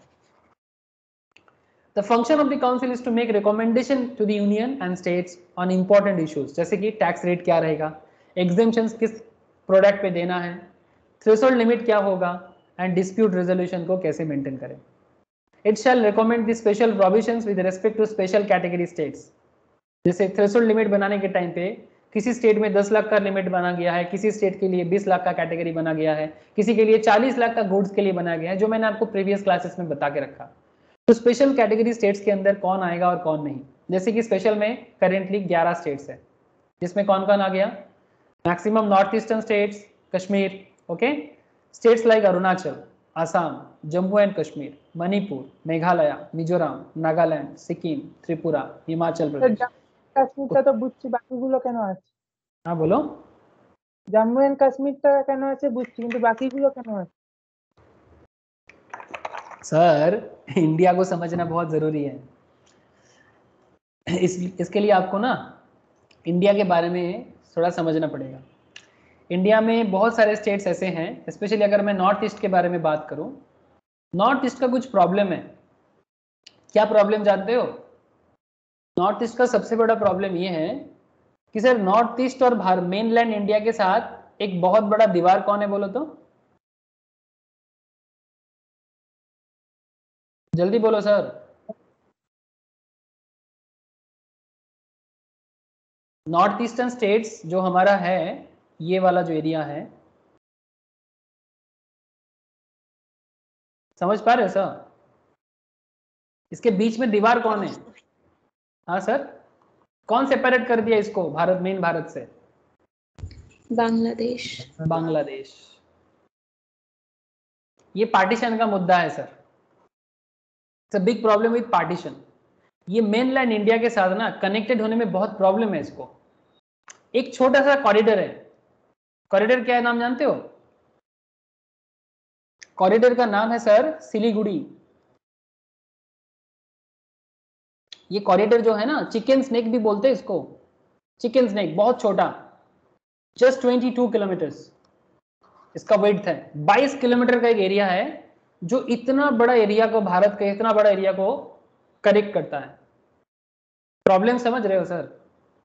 22 kilometre land mass, only 22 kilometre. Siliguri में बहुत प्रेशर होता है, इसलिए बहुत प्रेशर है, बिकॉज ऊपर में है सिक्किम एंड दार्जिलिंग, जो पूरा का पूरा हिमालय है, वहां पर कुछ नहीं कर सकते आप, बिकॉज वो जियोग्राफिकल बैरियर है। मतलब आप बोलोगे सर ऊपर से कर लो, ऊपर से नहीं कर सकते, इट्स टोटली हिमालय। कभी दार्जिलिंग या सिक्किम अगर विजिट किए होंगे और बाई कार गए होंगे तो आपको पता चली गया होगा कि it's not possible to do anything in Himalaya, okay. तो आपके पास बचा सिर्फ सिलीगुड़ी कॉरिडोर, जो आपको नॉर्थ ईस्ट को कनेक्ट करता है। तो ये पूरा का पूरा जो लैंड है, ये पूरा का पूरा बांग्लादेश के कारण बीच से बिछड़ गया, और ये 22 किलोमीटर एरिया से इसका पूरा बिजनेस हैंडल करना मुश्किल हो जाता है। रिसेंटली एक बात चला था, ये अगर बांग्लादेश के थ्रू से ये कलकत्ता का एरिया, बे ऑफ बंगाल का एरिया अगर हम यूज करें, चिटागोंग से समुद्री रूट से अगर प्रोडक्ट का आना जाना हो जाए, तो पूरा का पूरा नॉर्थ ईस्ट का इकोनॉमी अलग लेवल में चला जाएगा। नॉर्थ ईस्ट का चीज इंडिया का बाकी पार्ट में, और बाकी पार्ट का चीज नॉर्थ ईस्ट में इजीली हो सकता है, बट उसके लिए बांग्लादेश में एक समझौता करना था। बात समझ रहे हो? समझौता हुआ है, बट अभी प्रोजेक्ट चल रहा है, बट उसी में भी कुछ ना कुछ बाधा आ जा रहा है सर। वही जो इंटरनेशनल रिलेशनशिप प्रॉब्लम है, मतलब ये इसको कुछ मांग, मतलब अगर बांग्लादेश से कुछ मांगने जाओ तो बांग्लादेश आपसे कुछ ऐसा मांग लेता है जो आप समझ नहीं सकते, ठीक है। तो इस तरह का प्रॉब्लम है, ठीक है। अब प्रॉब्लम यही है कि अगर बांग्लादेश के साथ रिलेशनशिप बहुत अच्छा हो जाए तो बात अलग, बट सर बहुत अच्छा होता ना तो फिर बांग्लादेश एक्चुअली हमसे अलग होता ही नहीं, बिकॉज बांग्लादेश कभी इंडिया का मतलब अलग देश नहीं था, होना ही नहीं चाहिए। देश के अंदर ये कहां से आ गया? ये कुछ रिलीजियस मैटर पे बन गया सर। ये एक बहुत ही बेकार का रीजन था, बट जो भी हो उस टाइम पे ये एक बहुत बड़ा रीजन था, आज भी है, बट ये सब मैटर नहीं होना चाहिए था। बट क्या करें सर, हिस्ट्री चेंज तो नहीं कर सकते, अभी सुधार सकते हैं। हाँ बोलो। বাংলাদেশের সাথে লেগে আছে সেটা বুঝলাম, কিন্তু মানে ল তো সব ওই নর্থ ইস্টে তো ইন্ডিয়ারই চলে। জম্মু কাশ্মীর যেমন আগে একটা আলাদা ল हाँ ছিল, কিন্তু तो तुम प्रॉब्लम नहीं समझे। अगर इसके लिए इसका बिजनेस में प्रॉब्लम है ना, इसके लिए इसका जो लिमिटेशंस है, जो स्पेशल कैटेगरी में क्यों रखा गया इनको, बिकॉज इनके लिए रूल्स वगैरह जरूरत के हिसाब से चेंज किया जा सकता है, थोड़ा सा एग्जेम्पशन दिया जा सकता है, लिमिट में थोड़ा सा कंसेशन दिया जा सकता है, कुछ वगैरह वगैरह। मतलब थोड़ा कम लिमिट में इनको रजिस्ट्रेशन के लिए हिसाब करना पड़ सकता है, अलग अलग स्पेशल कैटेगरी। स्पेशल कैटेगरी का मतलब समझ नहीं रहे हो सर, कि आपको एक स्पेशल कैटेगरी दिया जा रहा है, ये स्पेशल कैटेगरी में। मतलब जैसे जम्मू कश्मीर का प्रॉब्लम क्या है, पाकिस्तान के साथ लड़ाई, इसके प्रॉब्लम बांग्लादेश के साथ लड़ाई नहीं है, जियोग्राफिकल प्रॉब्लम। बांग्लादेश के साथ लड़ाई तो है नहीं, बट ये कुछ इंटरनेशनल समझौता है, और इतना बड़ा एरिया को कंट्रोल करने में सिर्फ 22 किलोमीटर का रास्ता जो जियोग्राफिकली प्रॉब्लम करता है। तो इसके कारण एक है कि नॉर्थ ईस्ट को स्पेशल कैटेगरी में डालना पड़ता है। और जम्मू कश्मीर एक रीजन है इसमें। जम्मू कश्मीर और नॉर्थ ईस्ट छोड़ के और क्या है sir? Jammu Kashmir north east छोड़ के आपको हिमाचल प्रदेश मिलेगा, और क्या है? सिक्किम मिलेगा। ठीक है, जो पहाड़ी रीजन्स में है। एक सिक्किम के साथ बाद में थोड़ा बहुत एडजस्टमेंट हुआ था जब सिक्किम का राजा इंडिया के अंदर इंक्लूड हुआ था, 71 का बात है। और हिमाचल प्रदेश का कुछ रीजन्स होगा, ठीक है, मुझे एग्जैक्टली अभी पता नहीं। हिमाचल और उत्तराखंड का मेनली पहाड़ी रीजन हो सकता है, ठीक है, मतलब हिमालयन रीजन के कारण एक रीजन हो सकता है। I hope you understand sir. ठीक है, तो ये स्पेशल कैटेगरी इसी हिसाब से किया गया है। बाकी मैं डिटेल चर्चा स्पेशल कैटेगरी में बाद में फिर से करूंगा सर, इसका चर्चा रहेगा, ये चर्चा बाद में फिर से होगा। अच्छा, और कुछ वाइटल बातें sir. GST council shall also recommend the date on which GST be levied on petroleum, crude, high speed diesel, motor spirit, वो बताएगा। Last point and the most vital point, ये जो जीएसटी काउंसिल का meeting होता है ना sir हर साल, GST council के मीटिंग में is taken by a majority of not less than 3/4 of the weighted votes of the member present and voting। मतलब अगर कोई मीटिंग में कोई डिसीजंस लेना है तो कम से कम 3/4 वेटेज होना चाहिए। 3/4 मतलब 75% एटलीस्ट। किसी भी फेवर में अगर कोई भी डिसीजंस पास करना हो तो 3/4 डिसीजंस मेकिंग में वोटिंग होना चाहिए। और ये वोट का जो 3/4 का पावर है, सेंटर के पास है 1/3 और स्टेट के पास है मिलजुल के 2/3। सब स्टेट मिला के 2/3 पावर है और सेंट्रल के पास है 1/3, दोनों मिलके हो जाता है 3/4। समझ रहे सर? तो 1/3 मतलब 33%, 2/3 और ओवरऑल इसके पास अगर कोई भी पावर पास करना हो 100% हो गया। और अगर कोई पावर पास करना हो आपको, मतलब कोई भी डिसीजंस पास करना हो, तो कम से कम 3/4 डिसीजंस होना चाहिए। Vote of center has a weightage of 1/3 of total votes, and cast and votes of all state government taken together has a weightage of 2/3 of the total vote cast in that meeting। किसी भी GST council के meeting में state का power total है 2/3 power, that is 66%, 66.66% हो जाता है। और सेंट्रल के पास होता है 1/3। 1/3 मतलब क्या हो जाएगा सर? 1/3 मतलब 33.333, मतलब टोटल 100% है। और अगर आपको कोई भी डिसीजन पास कराना हो तो 3/4 मेजोरिटी होना चाहिए। बात समझ में आया सर? सेंट्रल गवर्नमेंट का परसेंटेज है 1/3, दैट मीन्स 33.33%, ओके। और सेंट्रल गवर्नमेंट स्टेट गवर्नमेंट मिला जुला के हैं 2/3, दैट मीन्स 66.6666%, ओके। ये रहा आपका 100। अगर कोई भी डिसीजन पास करना हो तो आपको चाहिए 3/4 मेजोरिटी। ये रहा जीएसटी बेसिक्स, ये रहा कॉन्स्टिट्यूशनल प्रोविजंस।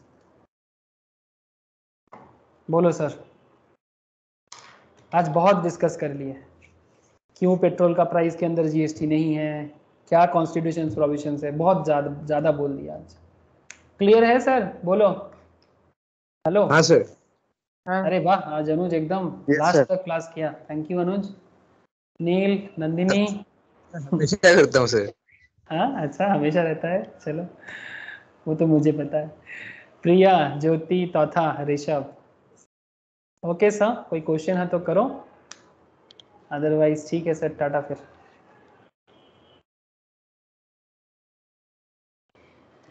हाँ सर, कोई सवाल करना चाहते हो क्या? ओके फिर बाय सर, फिर टाटा सबको, good night. Bye sir, good night. Bye sir, good night. Bye sir.